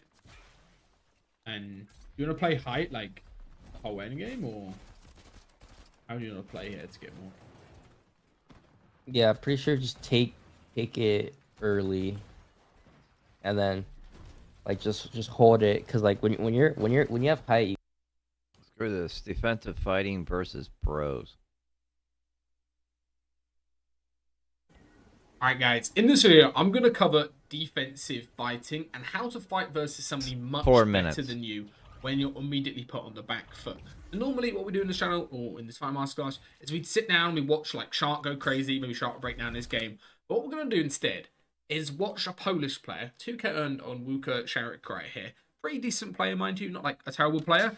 As he gets keyed by Shark, as you can see, he's just chilling, he's trying to do this little cone thing to get some loot, mid-game. Solo Cash Cup trying to qualify last game. Shark's already qualified and immediately keys him. So let's see exactly what he does. First thing he does does not insert, does not rush. He makes more space away from where Shark is pressuring. So Shark is pressuring from over this side. No point trying to expand towards him. He goes out the back and immediately makes a whole load of new boxes. And this next part is really, really important. Guys, do not fall for this. Pickaxe pulls out a shotgun. Do not fall for thinking somebody's going to double pickaxe your wall or even just, try to replace it straight away. Never go for those instant edits as people are setting up on your wall. So common, they can pull out their pump. And if he was to edit right here, he'd get like, hit 150 at the minimum and be immediately on the back foot and probably go down. So he doesn't fall for that mistake. What he does instead is he backs up into those previous boxes that he has made. So he's already got a load of space here, and he starts to crouch and he starts to lurk around as Shark starts replacing his top. The reason why this is so powerful to do when you're in defensive is because you stop making footsteps, and it's very, very hard for Shark to realize where he is. If he's lurking at the back, if he's trying to sneak away, if he's trying to disengage, if he's trying to, run at him, he has absolutely no idea. And this allows Shark to get a little free shot right here. Let Shark know that he's not a terrible player. He's not afraid to instant edit. And also let him know that he has to sort of back off and heal. At this point in time, Shark could try to disengage, but again, he'd be leaving all this safe space right here. He'd risk getting beamed in the back. So what he does is he makes even more space. He makes sure to fully protect everything, and he starts trying to figure out where Shark is replacing him from. And Shark is very, very good, as he's always changing his angles up. He goes on the side wall here, and these guys end up in a bit of a skull situation. Not the best edit, and these guys trade a whole load of damage. You can see they both get hit down low HP, and Shark does the correct play right here. He doesn't go for a counter shot. He doesn't try to end the fight straight away. All he does is he has good mechanics, and these are really, really important defensive mechanics to learn, is how to get your heals off, and then also very, very important here is how to reset. As you can see, reset this wall, and then also do the stair flip. Really, really important. You practice these things like cone flips, stair flips, making sure you can reset and build walls at awkward angles so you don't die in these scenarios where you're getting pressured and someone's trying to jump in. And I really love this next play that he does. Shark, as you can see, is committed into a load of old space. He's trying to steal his healing grenade, as you can see right here. And what does he do? He lurks out the top and he goes completely behind, and he gets a free shot in the back. And now, suddenly, the fight is kind of turned. Shark is in a load of space right here. He's in an awkward situation. He's actually in all of his piece right here. And Shark plays this very, very well. He spots Shark with his pickaxe trying to get out. It's a 300 tag right there. Now he does an edit reset to waste Shark's Chaos Reloaded pump shots. He's only got 0 shots. He only has to rely on his SMG now. He goes to piece this back wall. Realizes Shark is still in this box, still panicking in here. And what does he do? He just instant edits. Completely good play. Shark is not going to 200 ohm the SMG right here, or even hit him 100 with the SMG. Instead, he's able to edit, get a free kill, and take out a Shark just like that.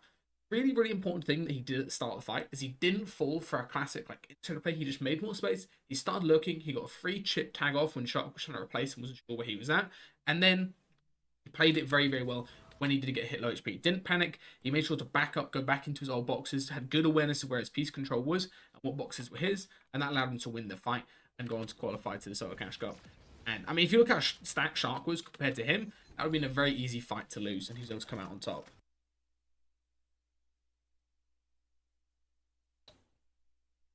But to actually improve your awareness.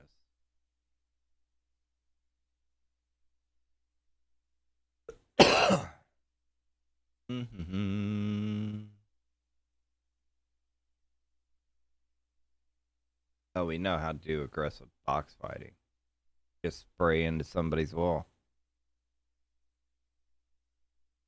Awareness.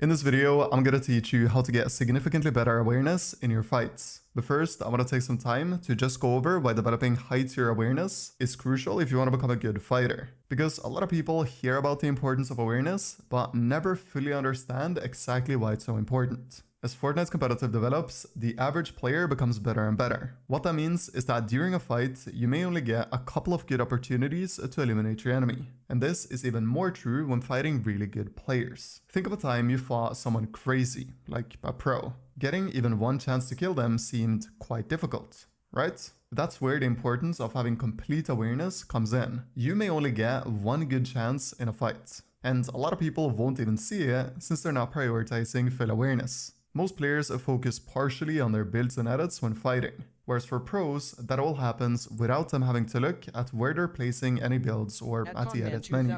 They can focus completely on looking at their enemy at all times. Another common flaw a ton of people have is that they care more about looking good mechanically than actually being good and having 100% awareness of anyone they fight. And if you value your playstyle looking good more than anything, like a lot of people do, you'll never reach your potential since you're building your skill set on a flawed method of practice. I mean, it sucks if you fight a pro with 50% awareness and you miss out on the one good opportunity you get since you're too focused on looking like a good player instead of actually being one. As fighting evolves, awareness becomes more and more important, and punishing the mistakes you see is crucial because players make less and less mistakes. So how do you actually get top tier awareness? In Fortnite, there are 3 forms of awareness you need to master. You have what you see, footsteps, and auditory awareness. And here's the thing, most players score highly on one aspect. For example, 7 out of 10 visual awareness, but completely neglect footstep awareness and audio awareness, and have those 2 skills at a 2 out of 10. Your job, if you want to get truly insane awareness, is to get all 3 aspects up as high as possible. To help you better understand the forms of awareness, I want to show you a few clips. The first clip I want to show you is how Virgo, a player who has absolutely dominated 1v1 realistics at the FNCS Summit, gets visual awareness through movement and edit holds so that he can read what the opponent is going to do and because of that punish him. Have a look.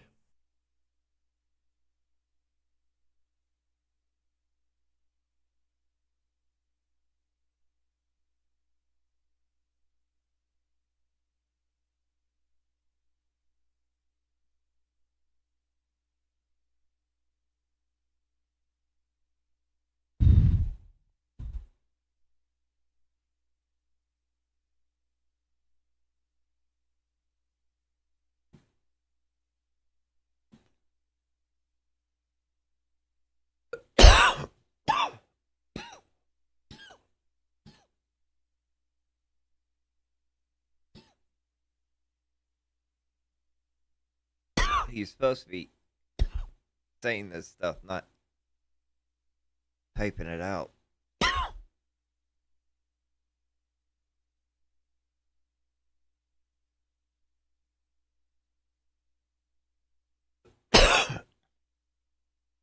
Here goes Virgo seeing Chino again, behind the cone, again, in the right side, from the position extremely light that Chino will edit. At Maladum7432 Toasty, do you want the cube grid? That clip right there is a masterclass in how to get top tier Can't get it visual right now, awareness. Here's the thing you need to understand.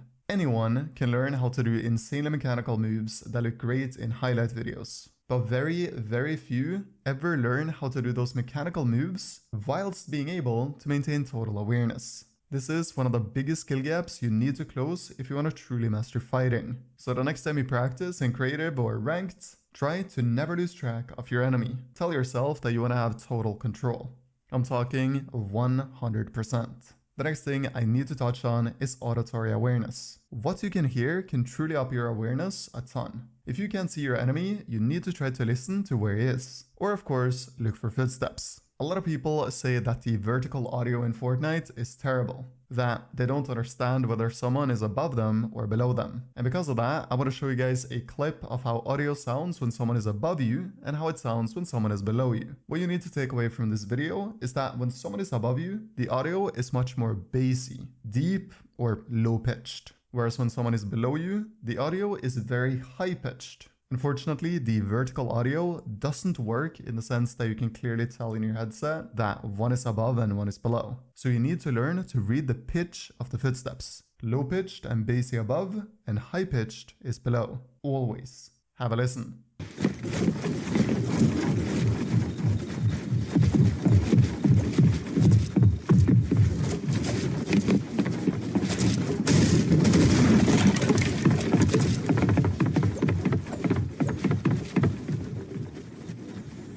The last thing I want to talk about is footsteps. Reading footsteps is quite easy as long as you are aware of their importance in fights. If you're in a 2v2 fight and you all of a sudden see one footstep disappear, you're likely getting lurked on and you need to be ready for someone to crouch up on you. With that said though, visual and auditory awareness are more important to master. And I really recommend trying to focus hard over the coming weeks on developing top tier visual awareness specifically. Try to maintain a 100% awareness in your fights. What you'll notice is that it will seem as though you're in control the entire time when you're fighting in a good way. Like there's no RNG involved, and you'll build this confidence that if you just play at the peak of your abilities, you can beat anyone. Best of luck guys. Awareness is not by any means an easy skill to master, but that is also why it's so incredibly valuable to focus on.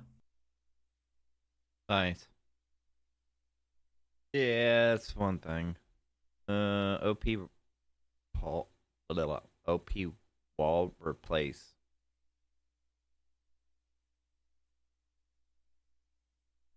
Caught in those like weird situations.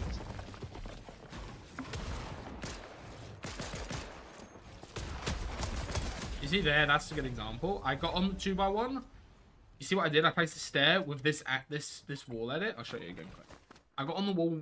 It said like a risky play, obviously, but I'll do it again. It's a really good example. So like you're in the 2x1. I was over here. Instead of wasting all the time smacking on this wall and then replacing it and smacking on this wall, instead, because I had like a slight HP advantage, I built in metal, so it's a little bit healthier. I did this. And then now I can really safely double pickaxe this wall and take it instant. Then I'm going to slide a cone. And then you see now I've got this natural right and peak onto this other box. Yeah, so when you drop down. I drop down. Don't even need to like faff around. It's such a quick setup. But on the wall, you edited, obviously, like, if you were to try full boxing as well, like let's say you're inside a box and you see the guy in your wall, you were to try full boxing, the guy can just like, you can obviously just get out after taking this wall. Like, you've got the time to take this wall here and then step out, be safe. Or you can do like this. You can do like this and shoot from back here. There's a lot of like nice little angles you can do that play. Does that make sense? Okay.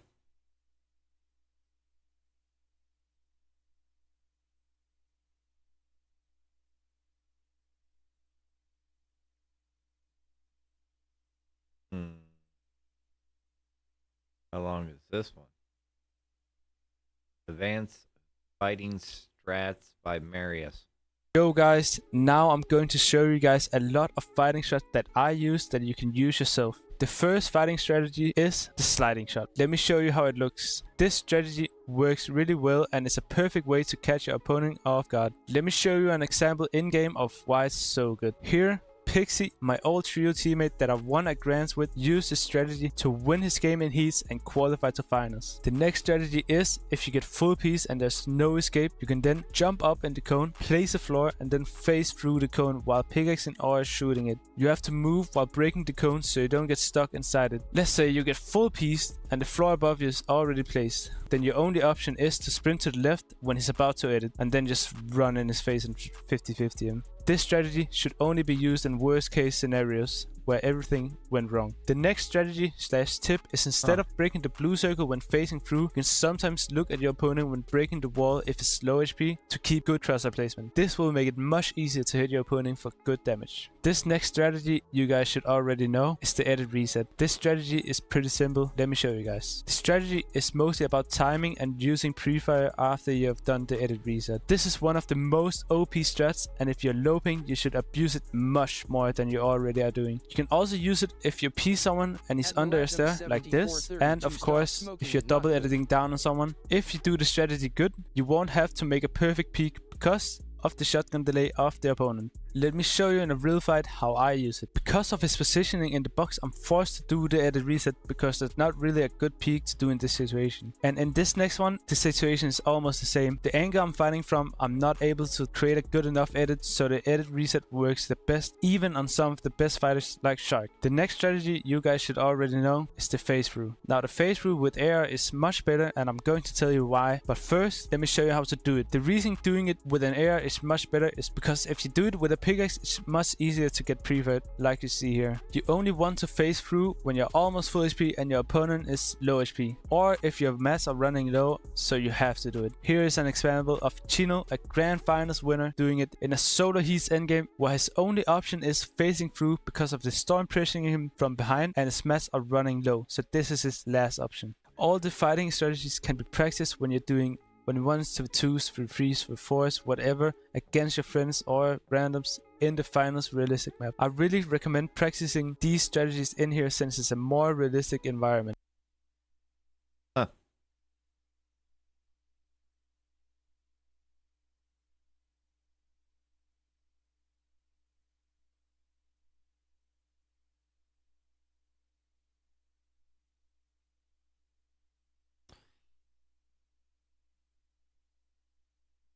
Oh.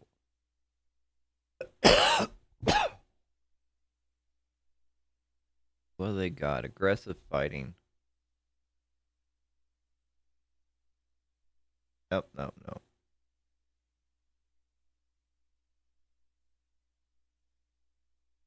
How to take height in every fight. I want to do a quick video explaining 3 different ways that you can be using to take height at the start of a fight. It's a very, very classic scenario. Your opponent's ramping towards you. You're, of course, going to be ramping towards them. How do you guarantee you get height and get control of the fight? First thing you need to be doing is don't just run up a ramp slow motion like that.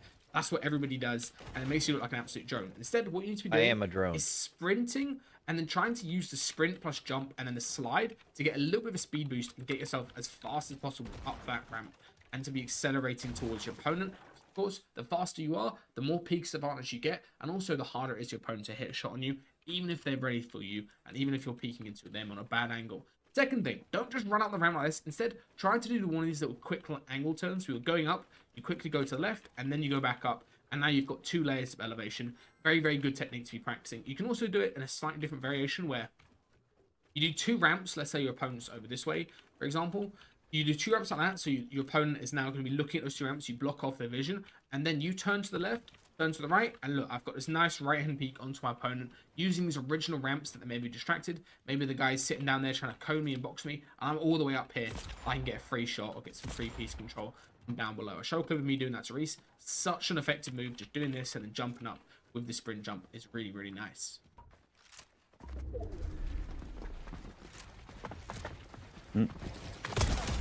Fucking hell. You had some bangs today.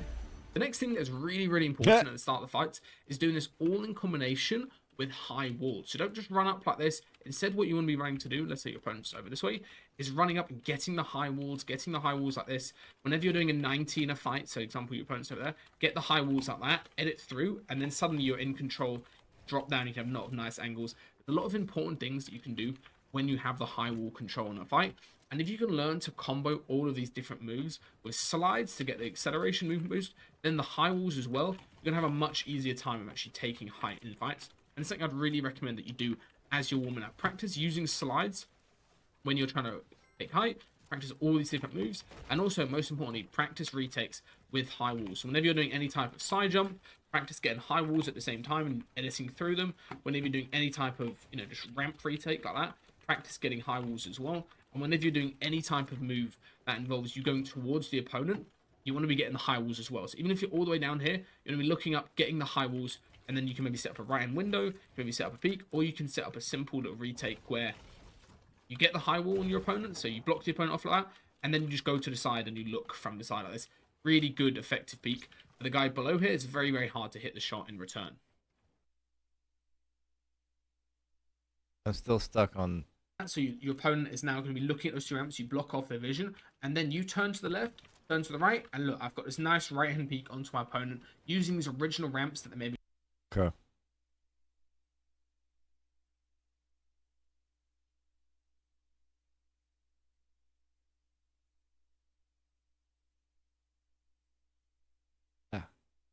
How to counter losing double edit control.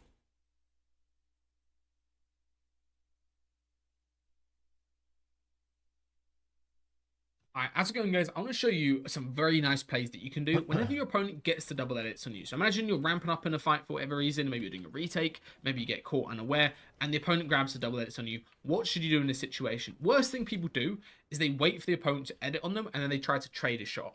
Absolutely massive mistake, because key thing is the opponent, when they go for this edit, they can be protected by the right peak. They can also shoot and then place a wall. They can maybe even do a triple edit and then like shoot and have a load of stuff that you can't block yourself off with. it's very, very important that you do not go for the trade. Instead, what you need to be doing is getting this crosshair placement down where you're looking up enough. Same thing goes for this other side here. A lot of people make this mistake where they get double listed on the back like this as they're running up. As you can see, they get jammed in. Terrible peak. You need to have this crosshair placement down where you're a little bit back from this front wall, this like bottom wall here, and then you look up all the way up, and you also want to be protecting multiple angles so you can't get right and peaked. If you only place this front wall, what's going to happen is the guy's just going to move to the right and shoot you in the side of the head whenever you're trying to edit this wall. And the next thing that's very, very important when you're down below here is assess what you should do next. If you're low HP and you need to heal, just flip the stair, place the floor, and then go down like this. And now you've got a bunch of layers. And if the opponent was to try to edit and spray through, as you can see, I've got this nice right and peak. I can also reset, wait for him to spray, and then hit a timing shot, and then escape my way down and evacuate out of the box. However, most of the cases though, when you're coming up in a fight and you get caught with double edits, it's actually best to use it against the opponent. So the opponent double edits on you, you hug nice and tight like this, you place this high wall, and now the opponent's going to be standing up here, up on that cone. Their natural reaction is either to peek into you, which is pretty bad for them, because as you can see, they've got to swing all the way into the box to hit you. Or what they want to do is jump up and retake height with the floor. And that's exactly what you want to do next, is you want to counter that jump up to retake height up there. Instead, what you want to do down here, look up, place a cone. So after you do this 4 tile, place a cone. Now the opponent's going to bang their head on the top of the cone. They're going to fall down. You can hit a free shot. You can reset. And you can also do this nice peak wheel right tucked in the corner. And you can jump up and hit 100 very easily every single time. Now the final one is one of the best peaks in the game. Is your opponent is straight ahead of you. They get the double edits. Imagine they're standing over this way, getting the double edits ready to shoot. Again, you do not want to take a trade in this scenario because you're pretty much always going to lose that. And even though this looks like a terrible peak for you, like you're right in the middle here, getting double edited on, what you need to do instead is look up, just like before, place these high walls, and then hug right into this corner. This is really, really important. Don't just stand here and edit the wall. Hug right in the corner, all the way in. And now, look how good this peak is. I'm fully protected. It's literally impossible to take any damage. And I've got this perfect crosshair placement with the window where I can right and peek into my opponent. My opponent is standing there. What it looks like from their POV is you're jammed right in this corner. You can't even be seen. And the guy inside the box, if I go in here, the guy inside the box has a nice little quick 200 every single time. Very easy shot to hit. Obviously, don't shoot the wall. And you can even shoot and then like piece the opponent after as well through that right-hand window peek. Some really, really simple things you can do, but don't just get double edited on and then stand there like trying to aim jump. Instead, always be placing these high walls, go for a shot, reset, place cones, or alternatively, what you can do, when double edits on you, look up, place this wall, hug, and then get a shot just like that. One of the best peaks in the game. Yeah, maybe.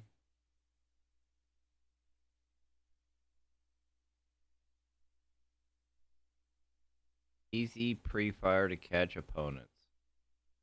I like pre-fires. Pre-fires are nice.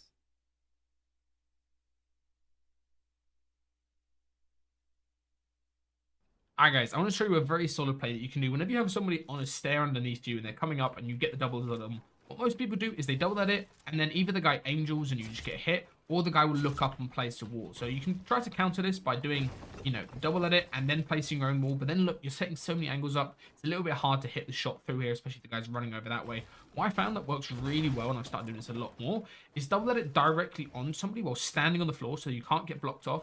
If the guy does do high walls, you're going to be inside it and basically angel on them. And what you want to do instead is edit reset and either hold the floor waiting for them to try to pump and take it.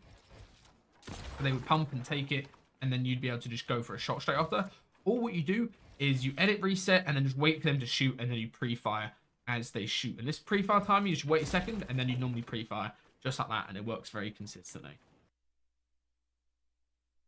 Once again, it's just edit resetting, getting them to shoot, but it doesn't really help. Oh,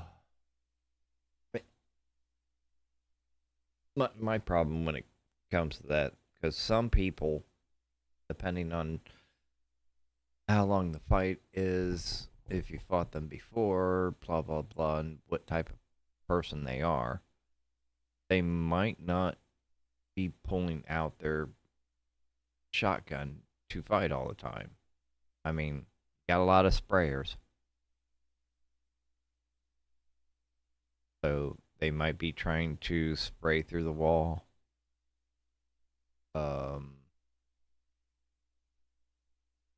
And definitely, like, what he showed there by, editing, resetting that guy pumping and him having like almost perfect timing after the wall where the floor broke. 200 pump him right in the freaking head. If he would have missed this shot, that wouldn't have worked entirely because the other person more than likely would have taken out some type of spray weapon and tried to spray through the floor, which he would have had to hold the floor, back up, reset.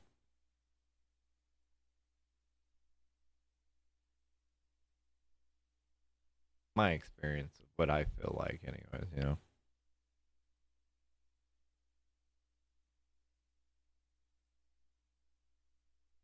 Important wall replace mechanics to master. Not a clutch and stack game. At Maladum 7432 thumbs underscore up. Thank you. And important wall replacing mechanics to master.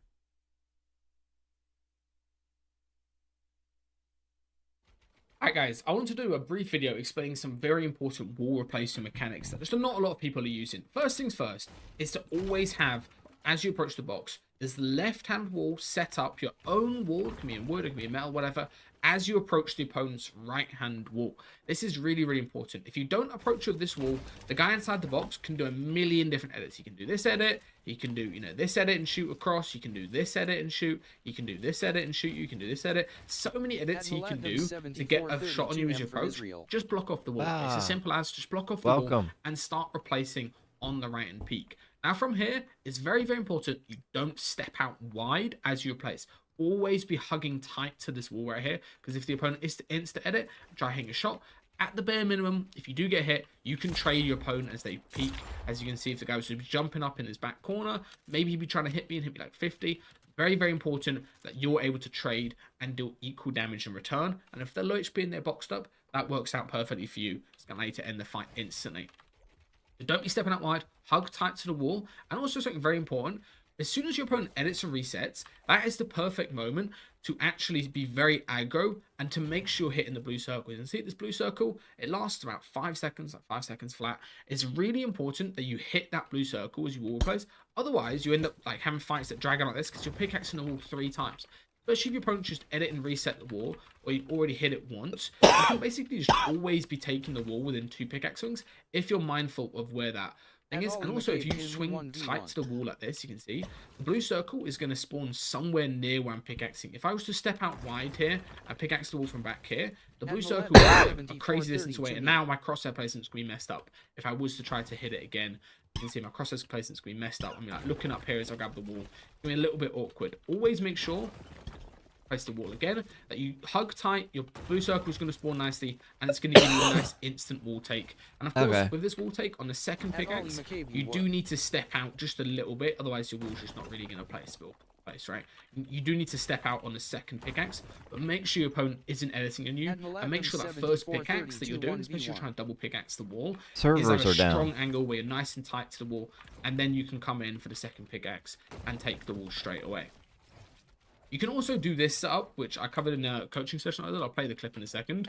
But basically, just super strong setup where now you're above. So if the opponent does do this edit, or they do any type of edit, you've got a much better angle to hit them. It's very hard for them to counter.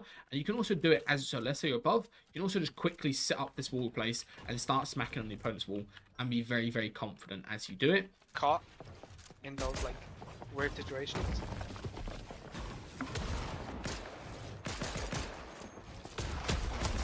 You see there, that's a good example. I got on 2x1. You see what I did? I placed a stair with this wall edit. I'll show you again quick. I got on the wall. It said like a risky play, obviously, but I'll do it again. It's a really good example. So like, you're in the 2x1. I was over here. Instead of wasting all the time smacking on this wall and then, replacing it and then smacking on this wall, instead, because I had like a slight HP advantage, I built in metal, so it's a little bit healthier. I did this.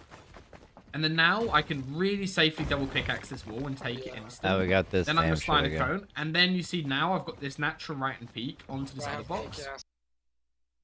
this wall, if your opponent is all the way back there, it's quite tempting to sit here and like replace.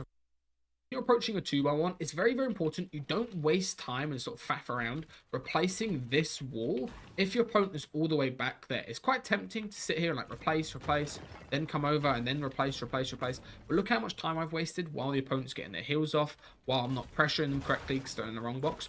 I would always recommend, if your opponent is in this back box, whether they're playing around with like a arch edit, whatever it is, I would always recommend that you just skip the queue and you either jump up like this and start replacing, or what you do is you see the opponents in that back box, what you do is you just block off the wall angle and then get on the wall like this, and you can always be blocking off the top. It's very, very important you keep eyes on your opponent and where they're at in the box so they're not able to just escape.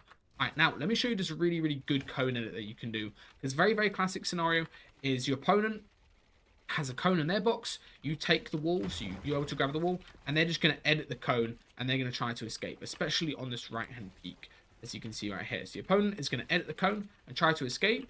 You don't want to just be sliding a cone in like this, because what's going to happen is your opponent's going to be trying to escape. They're going to crouch behind. Now they're going to be trying to actually replace the wall, as you can see, and then now they're just going to get out of the box and maybe go for height. It's going to be very, very awkward, and the fight's going to drag on a little bit. Let me show you what we should do instead.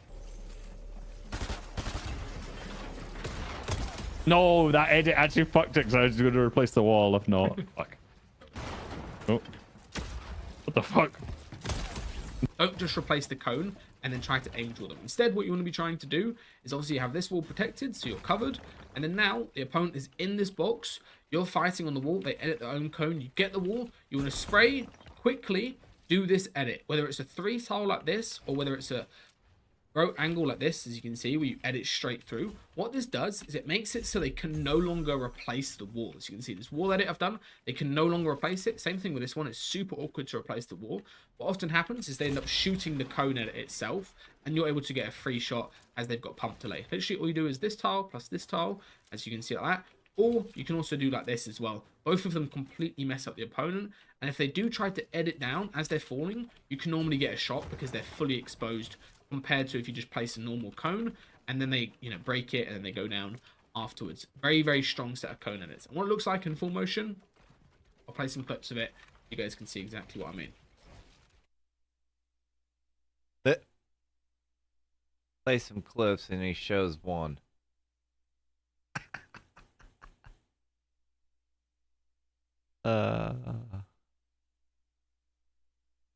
How to clutch and stack games. How long is this one going to be? Speaking of which,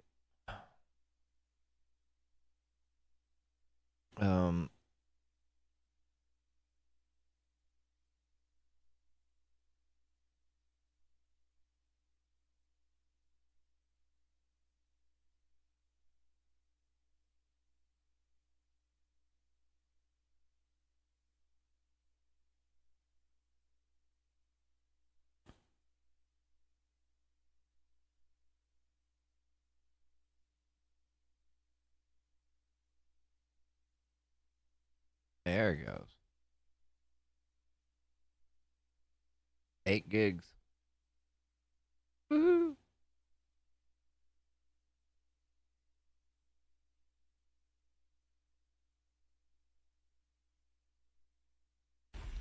Alright, everybody, I'm joined by Curly. You got 13th at Globals last year. Unfortunately, crashed 2 of the games, right? And you're also the only pro that still plays function binds. And you also play like double the average pro sets. Is there a reason for that? Like, why have you not changed? I mean, nah, I've just been playing since my entire life, like whole comp scene. You just hop on with default binds and then you just kept them this whole Yeah. the whole time. Fair enough. Been grinding on them ever since. Yeah. And what's the reason for the high sense? Like, why? Give me one Why second. super high sense? I'll This let you is guys crazy watch story, while but I I gotta go get something. Well, like, when I started playing Fortnite, I didn't have an actual mouse pad. I had like a circle mouse pad, you know, like those small ones. Oh, yeah, little tiny one. So my sense was actually like, when I first started, it was 40 X and Y, 800 DPI. It was that crazy, but I mean, ever since that, I've just been used to freaking high sets, and I just been playing on that. See, a lot of people that used to play on like laptops and stuff like have super highs still. Yeah. Have you ever like thought about like doing optimal binds and like trying to see how good you get? Yeah, I've been hearing about that, like the amount of potential I could probably have if I switch to optimal binds, but it's like I'm not gonna lie, it's too late. I did one of these videos like a year ago with Scroll, right? So you know Scroll, he used to use Yeah, I've scroll seen that. up and down to build, which is like I think that's worse than function, like definitely worse than function. And then he swapped. He's not even like on optimal binds. He's just kind of like New on lava good cake binds, from you know? Domino's. And he's got Uncooked. His fighting's got a lot better. He won the solo series. Bro, The he's been EU popping solo off series. ever since. Yeah, he won like so many cups and he just won grands, obviously. And I think he's gonna qual that My God. EWC as well. Not trying to like convince you or anything, but definitely could help. Yeah, I mean, I really thought, I think I did switch it like a couple of weeks ago. I was trying new binds and I was like, I don't know. You need so much patience for it. Like, you really got like. Yeah, you could. Do you have any like other weird binds like reload and other stuff like that, or are those like kind of normal? Nah, I think those would be normal. Just okay. You could just try changing like 2 binds at a time. You know, like get used to like a pinky bind, like just like floor on pinky, like left shift or something. Just change like a bind at a time and then slowly get used to it, rather than doing like the whole switch at once, which is a little bit tough, right? Yeah, 100%. I mean, I think any other binds would be better than function binds. Yeah, 100%. Alright, cool. We're not really talking about the game. What's your... This is FNCS Divisional Finals, right? You guys got 3rd in this? Yeah. What was your strat going into this cup? Like, why do you think you played so well in this? I think I don't think the teleports work anymore, so we just really like ran it down like mid map. We just like looted up, just instantly ran, just white lined everything. Okay, that's what we been doing. Yeah, I think a lot of people this season they're like overcooking. You know, like look how many people like storm tanking and shit. You know, like it's I feel like that too. Like maybe he's like doing too much, but it's like it's good, but like when other like this is good what these guys are doing, but when there's another team doing it as well. Same with like Joe up here, right? It's not good because everybody's doing the same thing and then you sort of run into each other. Yeah, it's lucky bad. You run into someone. Yeah, you guys just got like the freest rotate ever straight through middle zone. My God, the map's changed so damn much. Sickness and not waste any heals and you're just full chilling, right? Yeah. Look back here, we get a bunch of damage here. You have like set roles in your duo, like obviously Rise is the IGL, but you have like set ways that you play. Well, not really. I mean, I just really follow him. I mean, you probably usually I don't think no one knows, but usually when I solo clutch, he really like comes over me, like not over me, but he tells me what to do basically. Like, okay, he's a really good like I don't know, a dead calmer. He's a good coach, but he's still playing. Yeah. Yeah. Fair enough. Now you kind of gotta be if you're being an IGL, to be honest with you. Yeah. Other than that, you're just a brain dead fragger. Do you often do the I don't want to call it a strat, but like where Rise just dies and then you're just solo clutching? Is that like something that happens a lot or? I think I think this happened twice. I had 2 solo clutches here where he died like early, like before moving zone. Yeah. And it happened twice, and yeah, I mean, honestly, like, I don't know, it just happens.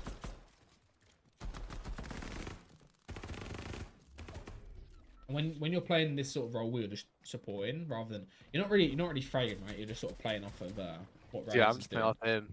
Do you ever give like comms on what you think you should do, like where you should go? For Yeah, 100. I really like. I always ask him like, oh, we should do this, or like, what if we do this? Like, I always give him like a second like opinion, right? I don't know. Yeah, second opinion. Like, let's do this, or like. Yeah.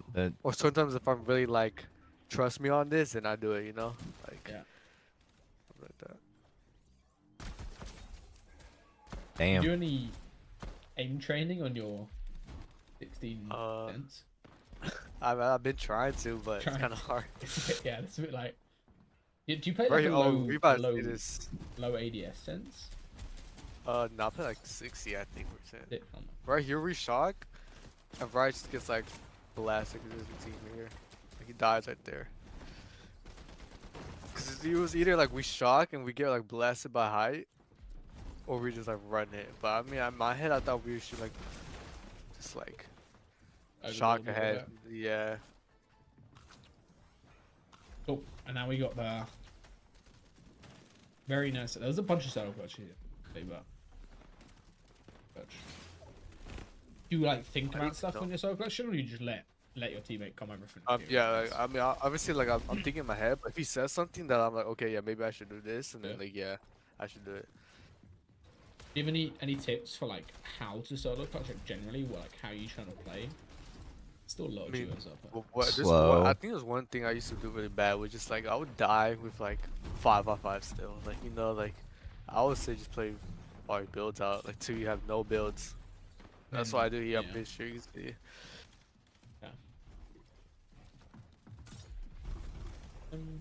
At dog I said hi. I think a lot of times this season it's like Said hi there, doggy. especially with how much movement there is. Obviously now you run out of nades, but Yeah, it's you're kinda really easy to fucked solo- now. Not easy, but like you can definitely get a it's good really solo durable. clutch out of game. At Malatum But I wish I actually 7432 had the Alina body. KB, do you have a mic? Yes, I have a mic. Yeah, so here you're just Oh, all playing out your builds, just over tarping, right? Like just getting I have one. each Ollie, I placement don't you know. get here, this is like an extra $100, right? Just because you're going on the leaderboard quite a lot. Yeah.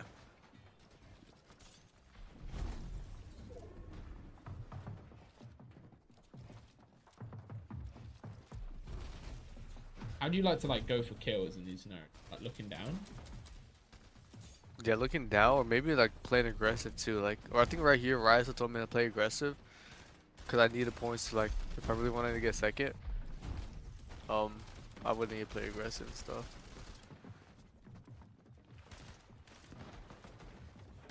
But when you reach this like 500 max, Yeah, I'm just sort of looking at- range, just yeah. look for a bit more aggressively for stuff. Yeah. Or here at Tarb, and I'm like 30 builds. I'm like, I gotta look for something. Now I don't know if I actually did. I never. No, I play my whites here. On zone swap, right? So you zone swap. Yeah. And then also doing this, like I think it's easier to get a kill doing this, you know? Yeah, 100%. Because you're not making footsteps and people don't really expect it. Pretty sure it pulls like down. I just go like down left here. It's good to play a lot when it's And then right here, Ryza told me like, I saw this team like, they're probably gonna jump me in, and then Ryza told me, and then they do exactly that. So I went to Mother Bog. My wife, I just high fit. yeah, nice. Nice. Especially when you kill one, I think a lot of people just think they need to fight the other one, right? And like try Yeah, winning yeah, to it, but like you're better off just letting the guy bleed out. He's not gonna have time to like pick up all the loot, and you can go in and get it after.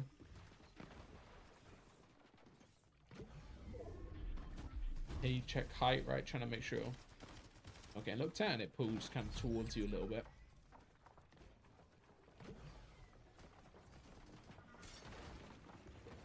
As far as like full common where like zones pulling, like he's telling you to wait for it.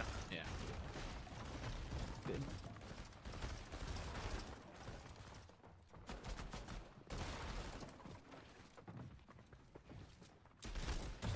And then here, it's a little bit tough in it because you're just running low on mats and you're also just doing wood. Yeah, I think everyone's a duo. I think there's one other solo. I think everyone's a duo or something. Everyone's a duo now. So yeah, just pre-fired. Yeah. Yeah, it's a little bit tough. If there was more solos and there's like so many shambles, you could get another refresh there, right? Because you've got a lot of space. 100%. But a little bit impossible for you. What advice would you give to somebody who wants to like work on their solo clutches? You know, like. Man, I would definitely watch. I forgot who. I mean, watching someone that's usually solo clutches a lot. Like, I mean, for like example, like Peter, he usually like solo clutches a bunch. Like his. Yeah. For like his solo clutches are crazy. But I mean, one like big thing is just probably playing your mats out. It's something so important to do. Yeah, just full play your mats out and then be nice and Yeah. patient with like seeing zone pools playing whites out. That was a really good clutch.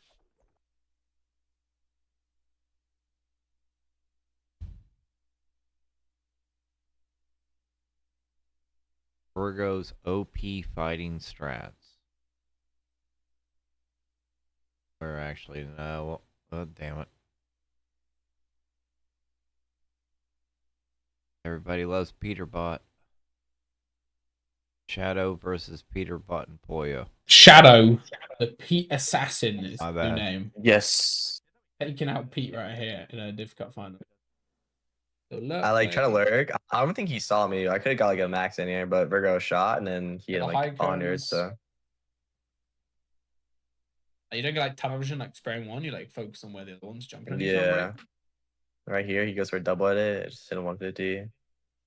And I place a kill here. Get a little side jump over the top, and then hit right it. here. I baited the pickaxe, so he shot it. You should never break a pickaxe. It's so easy to pre-fire. So I just shot that. 7432 toasts. Chalk up. Polio 30. Focus on the kid that's weak so he doesn't heal. Right here was really smart. I wait for him to edit and I face him. Yeah.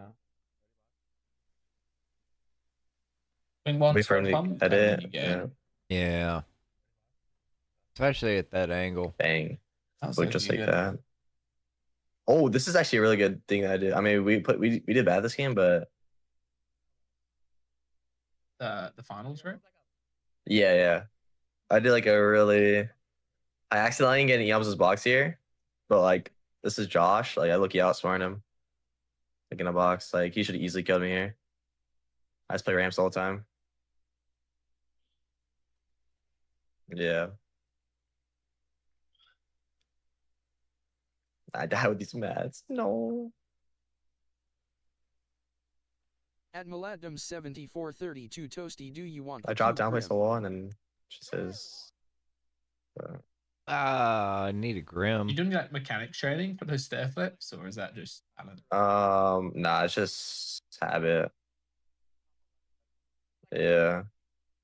Hey, when you get past the age of like 24, these stair flips get a lot harder. It gets tough. Yeah. Even joking. I'm not able to do it in creative. Yeah.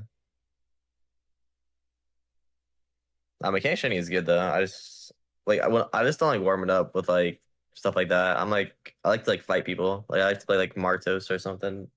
Battle fights? Or like like aim. Yeah. Anything else you do? Does it warm up or? I usually play like 30 minutes of Martos just to get my aim warmed up, and then I would like to like PG for a bit for like my mechs after that. Just like a little PG session. Battle fights first thing. Yeah. And then I just PG someone for like a good warm up. But that's really it. Yeah, I'm still downloading it. More than likely not going to be up when it comes up. Need to take me a quick nappy poo. I got adulting to do.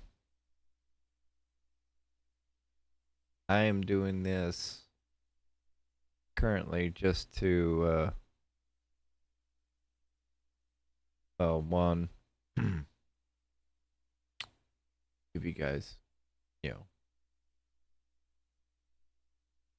free competitive videos, and to watch some of the stuff I paid for. Because yes, I did pay for this. So you guys get it for free. We all love free, don't we?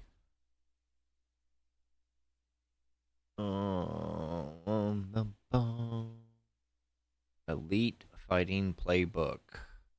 Confusion Peaks. Explain how to be unpredictable.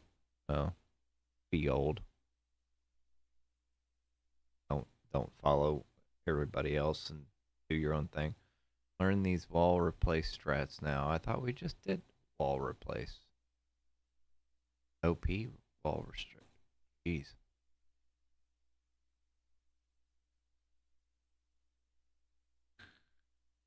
OP ramp peaks be used from below 2.0.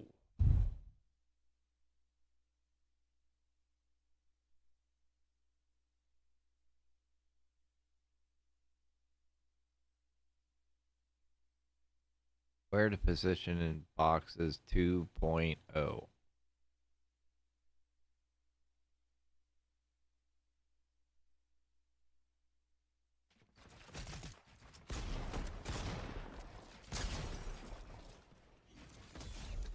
You're standing in the middle. You gotta be careful. You gotta be careful standing in the middle. You know where you should stand in a box? I'll show you this quickly.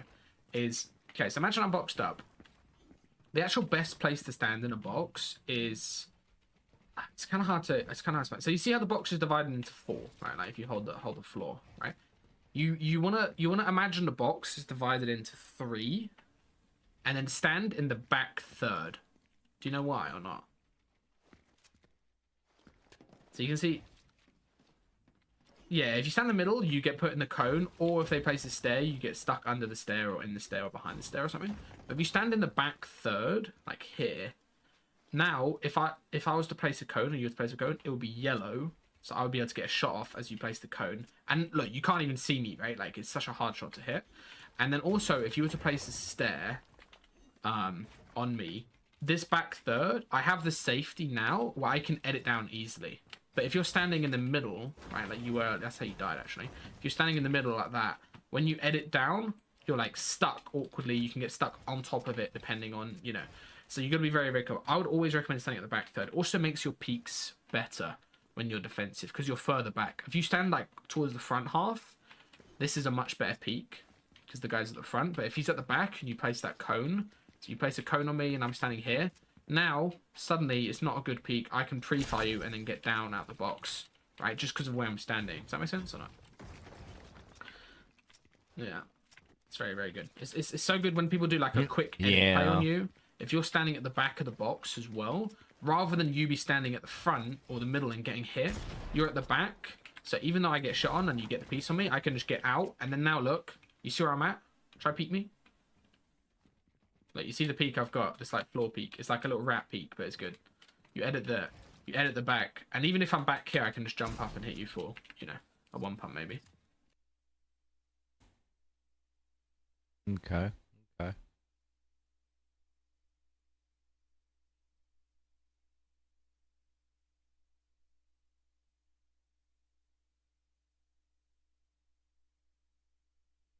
How do you abuse hitboxes? Hitboxes explain in depth.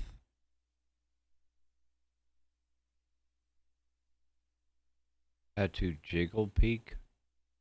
Best counter peek when low HP.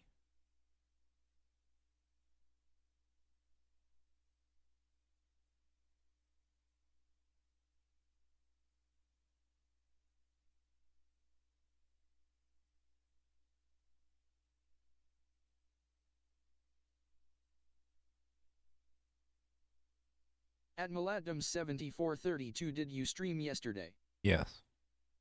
Do a quick video explaining how you can actually abuse the character hit model. So because JKC, who I'm against right here, is wearing a female skin, his hitbox is actually bigger than his character model. And you can use this in a bunch of scenarios. To show you what I mean, if my crosshair, you can see my crosshair right here, is not even on his character at all. Like if I just shoot to the side of his leg, you can see there's nothing in my crosshair that's on him, and I'll still do damage. Same with a headshot. Not a part of him that's inside my crosshair, and I'll still do a headshot. And even if you're like right here, you can see you actually get a decent amount of headshot damage. And you can use this in a lot of scenarios. So let's say, go behind that right and peek right now. So you go behind the right and peek, and he's holding close. If I'm like back here and I can't even see his head, there's a lot of situations where I'm not able to see his head, as you can see, and I'm still able to kill him around the corner. And that's just because the hitbox is far bigger than somebody's head. And a big playstyle that you can use with this is during window peaks. If you're coming up to a window peak, sit behind the window peak. If you know somebody is going to window peek you, you can pre-fire, hope they're moving into it and get a little bit of desync where they're sort of lagging forward. And you'll be able to do damage. So here, I can't even see him, and I'm able to shoot. Just stay still, stay still. Can't even see his character, and I can go ahead and get damage. And this works really well, as you can see right there. I can get 30 damage. This works really well. If somebody's peeking into you, you can be like back and you're like in a scuff spot, and you can be back in the box, get a quick pre-fire off as they come into you, and then run out the box, and you can deal damage. You can maybe trade kill. That is a really big thing people don't understand. So let's say I'm behind the top right hand peak. This is what it looks like if so I'm behind this right hand peak. Maybe I'm doing the edit and I'm behind it, but he can still hit me. So you can still use the gatekeeper and hit me, even though you shouldn't be able to see me, right? Like I'm completely behind the peak, and then shoot over the wall. He can still headshot me. So you need to be, if you want to use this to your advantage, you need to be fully behind the peak and then only peeking at like the very top like that.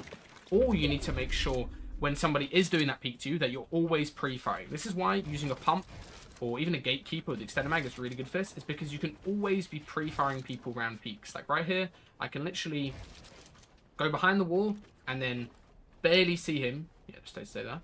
Barely see him, and I can still line up a headshot on his characters. You can see he's not even peeking, and I can still do a headshot just like that. There's so many scenarios where you can use this to your advantage. If you can ever see somebody's gun, like their gun wrap, you can see a wider skin, you think they're going to peek you, just pre-firing will always give you a bit of chip damage, and it is extremely strong to do. Or even just a hand. Like you can get a headshot and crack somebody just off a hand, which a lot of people don't use during fights.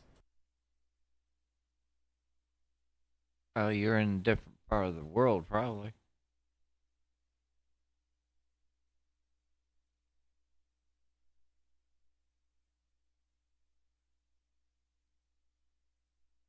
Trios fighting masterclass celebration improvement blueprint.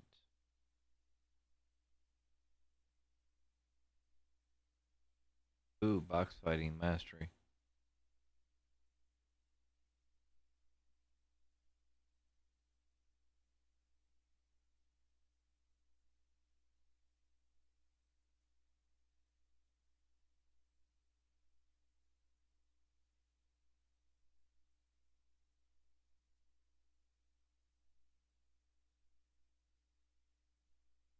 At Maladum7432 I don't know.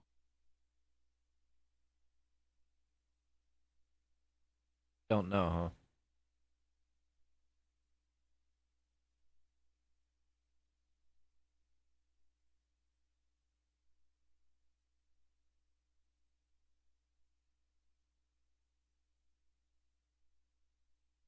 One of the most requested videos that I got on the original Fighting Masterclass is more stuff on off-spawn, specifically with off-spawn fighting with low mats. And to be perfectly honest, guys, you should never be actually fighting off-spawn with low mats, because it's obviously just not as skilled as if you've got a mat advantage on your opponent. So how do you create that mat advantage? Well, very simply, you need to have better drops than your opponent, so you have more time farming up. Like right here, look how much of a better drop Peterbot has compared to this other good player, Craze. Yeah, but drives allows him to get the gun full spawn, and then allows him to get those Cypher mats to deal with the other people nearby. It is genuinely so important that you practice your drop. You also have a good, reliable drop map as well that allows you to consistently outdrop people.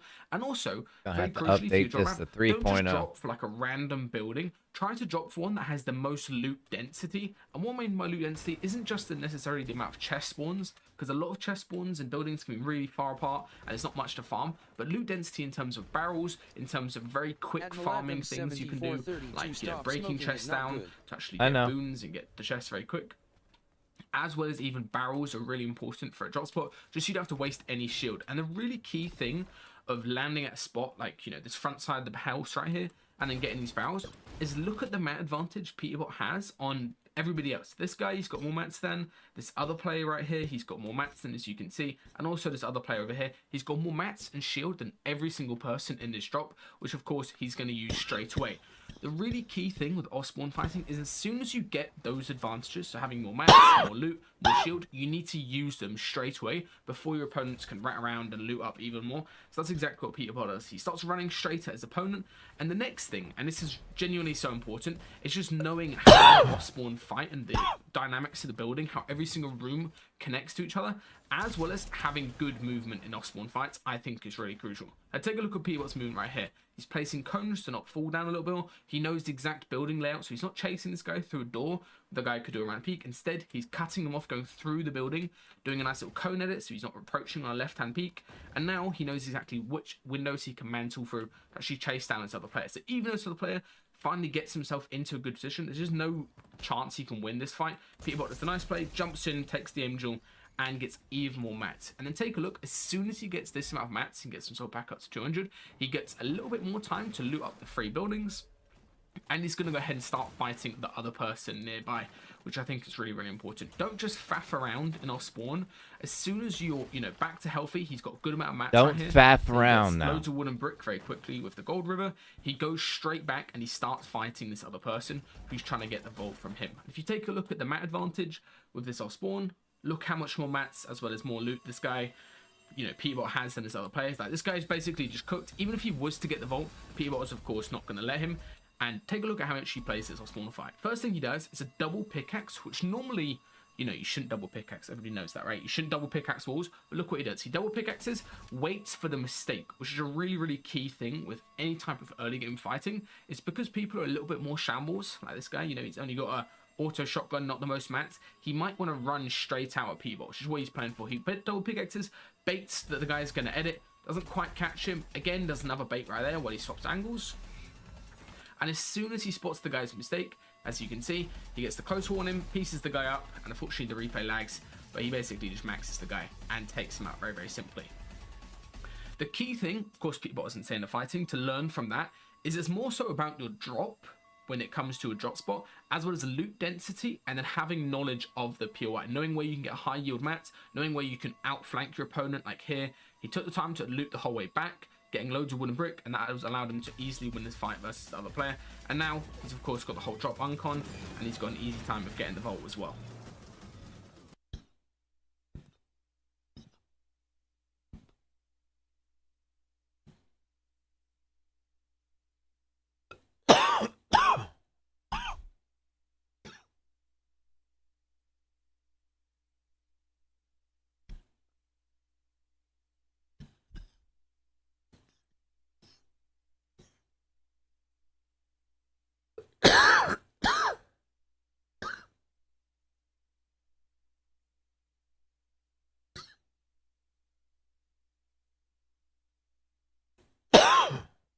The number one mistake that people make in solos and in duos whenever they're box fighting off spawn is approaching wrong. Let's say you're facing a situation where you beam somebody and they're boxed up and they're like this. So many people just go ahead and smack on the wall. And it doesn't matter what you do on this wall, you're automatically at a disadvantage.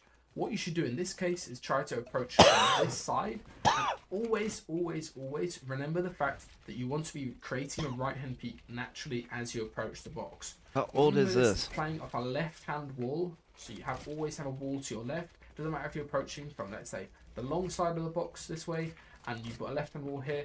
Whenever you're smacking on the wall like this, you always have a right peak. This is so now, even if the guy goes ahead and opens up, as you can see here, as I'm swinging on my wall, I can simply just use this left-hand peak that I've got, or I can also go ahead and just reset this wall so you can't get a shot on me. The reason why this works so well is it doesn't matter what type of peak somebody does, they cannot get a shot on you when you're on that wall. And the other guy can always go ahead and get a shot on you. Whenever you go ahead and approach a box, you need to be playing off a left-hand wall onto a right-hand peak. So let's say you've gone ahead and beamed somebody, you need to go ahead and approach from either above, doing safe peaks like this, where you can grab a wall, or you want to go ahead and approach like this. This is the right-hand wall placed on the stair. Never ever put yourself... Yeah, never, never, ever. Updated. Servers are offline. We got probably about another hour until they're back online. And it has come to the time. I think I'm going to head out. I'll be back later on this evening to play some more. Get some, I don't know, more sprites. Try to up my box fighting rank. Probably by the time I start my next stream, I will probably have already changed the name on the YouTube channel. And then next step will be changing the name on the creator code. So that's coming as well. It was somewhat fun tonight. I at least got to see what was in this whole entire thing, and that was just the master class. We still have the first earnings blueprint, which isn't very long, and it says for more videos on earnings solos masterclass here.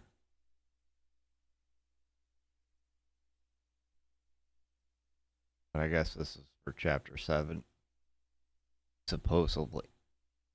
Ugh.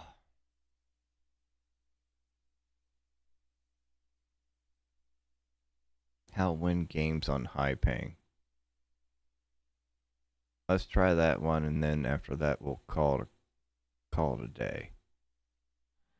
In this video, I'm going to be covering EQZKs, who's a player who got the masterclass in September of last year, so they've had it about 6 months or so, and they managed to actually win a cash cup. This wasn't actually a full win, I think it was a little bit before it ended, so they ended up like top 5 in this, as you can see.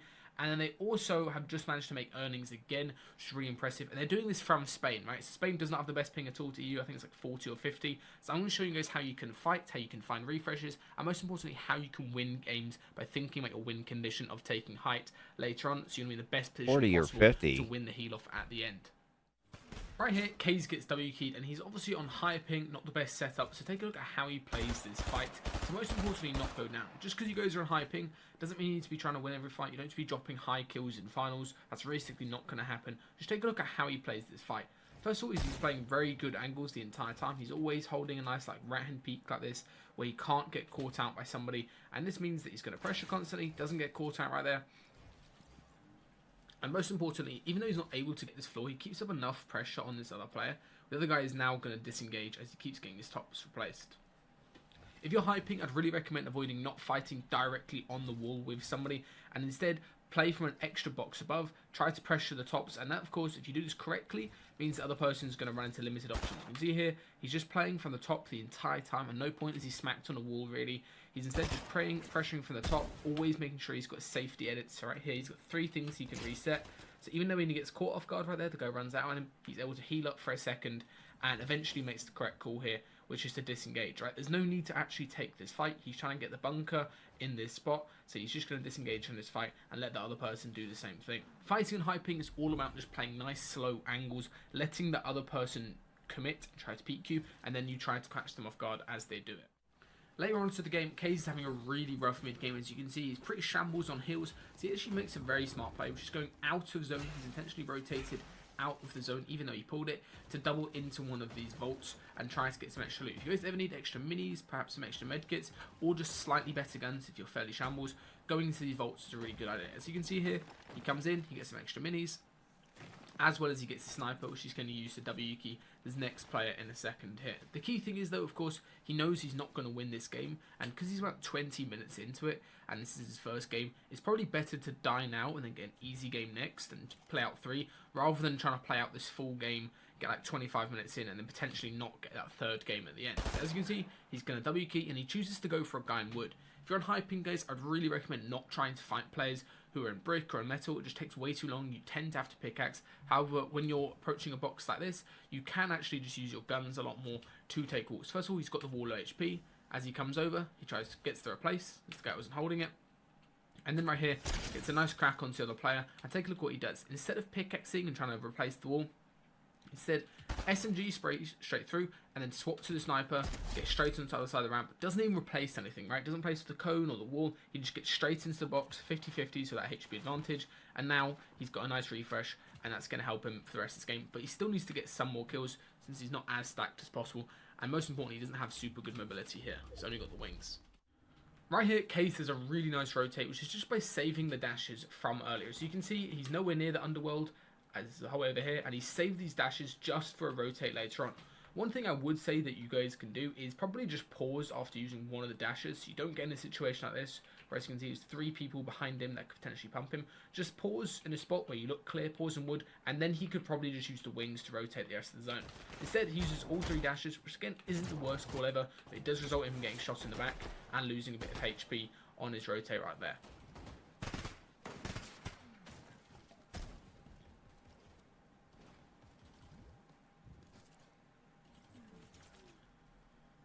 Now he's left in a spot where he still has to rotate in and definitely could do the wing trick to get in here, but I really like his call to just run into zone. He knows he sort of needs to get a refresh. He's not the healthiest, he's not got the best mats, so he tries to go for a refresh on zone here, block off his angles in wood, and he catches a nice opportunity shooting this guy in the back on rotate, who is doing a pretty poor rotate, gets into the box, takes him out, and now gets a big refresh. And very importantly, before he starts faffing out picking up the loot or anything, or the mats, he makes his base out to the side, builds a hard mat box, and then doubles back for loot, which is so important in solos. If you ever see somebody and you either get a kill in solos, it's highly likely that somebody's going to jump on you straight after, which is what he realised right there, and he decides to swap out his inventory and carry 6 medkits for heal off right here. Now, during first moving, Kaze makes a really good play right here, which is simply just thinking about his win condition as early as possible. It's something that I covered in the Shake Buka video. If you guys haven't seen that, I'd recommend watching it. But it's just thinking as soon as you get into zone at the end of zone, right? First moving, second moving, whatever. Start thinking about how you can possibly take height and win the game. He does this really smartly here. He just chops out wherever height's connected to, as well as chops out back in storm. You basically just don't want to let the guy on height, who's probably stacked on healer, they've probably got a good loadout. You don't want to let that guy have an easy ride just tarping on height. No, I'm not playing. Instead, that's going to be like the last video I'm watching. A little bit more shambles, so you can possibly take height later on. Take a look at how Kaze capitalizes way later on in the game. He rotates all of these moving zones, pretty standard. He just runs around, fizzes. But now he's in a position later on during the game, there's only 10 people left, where he can actually think about potentially taking height, which is what he does. You can see both these height players are fairly shambles. They're actually contesting each other. And as you can see, Kaze is going to play this really well as he keeps on tarping along, tries to get a kill here down on the second height player. And now he looks up at height and he starts thinking about it. Chops this other player out, gets a tag, gets a crack on him, and now he's constantly thinking about how he can get a kill here, knowing that height is probably a little bit more shambles than before. As you can see, the other height player, this is a separate guy than earlier, but he is fairly shambles, is playing heals back in storm, and that allows Kaze to actually have high ground here at this late point in zone. And the key thing winning heal off this season, no matter what your ping is or what your setup is you need to be in the circle for as long as possible compared to other players.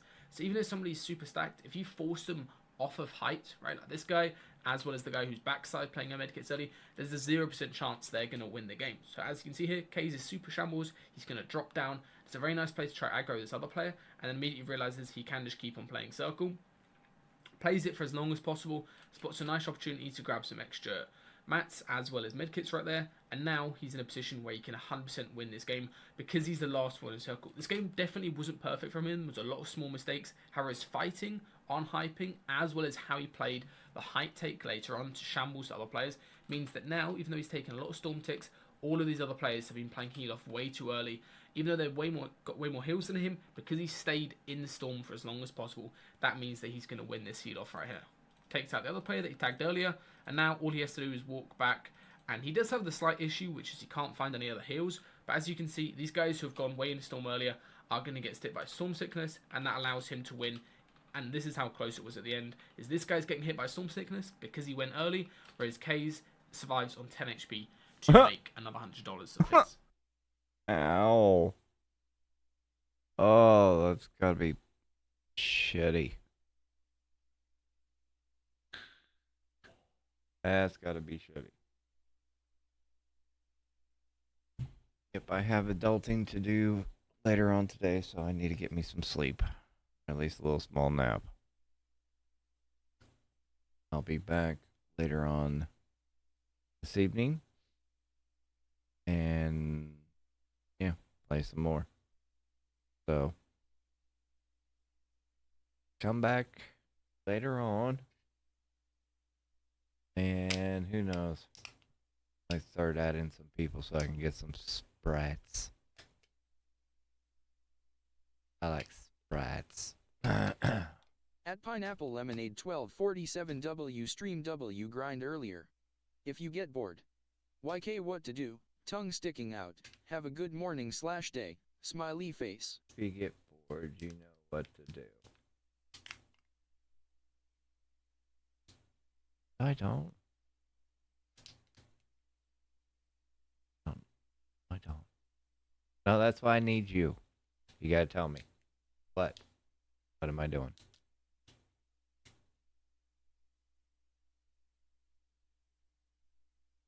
Lord. But yeah, I am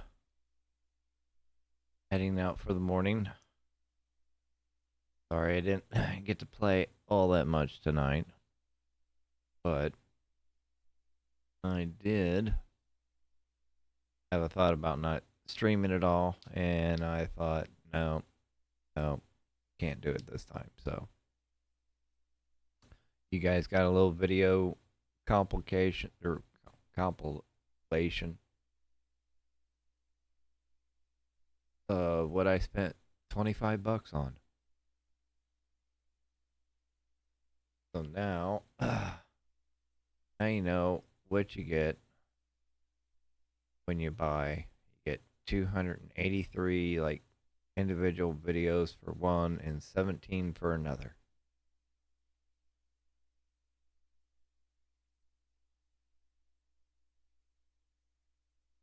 Oh, we'll save some of this again for maybe another time. Or maybe next update, I'll show you what else I like to take and do besides play Fortnite. Yeah, we might do that. Who knows? Other than that, thank you everybody for stopping out, saying hi, staying through, watching some videos with me. Hopefully, maybe we all learned some stuff. I know I kind of learned maybe a little bit, especially when it came to, you know, that sleight of hair, you know, trick where the character's model's a little bit past. At Pineapple Lemonade 1247, stay hydrated. If I get bored, I will stay hydrated. That's what I'd have to do. And I will never get to sleep. I'll be peeing all night. But yeah. So that was interesting. Back of the box was also interesting as well. It's stuff like this that makes you think and, you know, kind of slow yourself down a little bit to get the muscle memory working before next thing you know, you're automatically doing it. Popping your shots. Boom. What I like. Alright, I'm stopping talking. You all have a good morning, good night, good afternoon. I will see you later on this evening for myself. Eastern Standard Time. Because that's where I live at. OHIO. Alright. Thank you, Pineapple, for all the love. Take hearts back to you as well. And thank you for the rest of you guys. Peace, love. Stay toasty. See you in a few.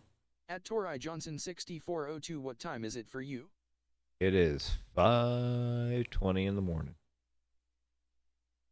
5:20.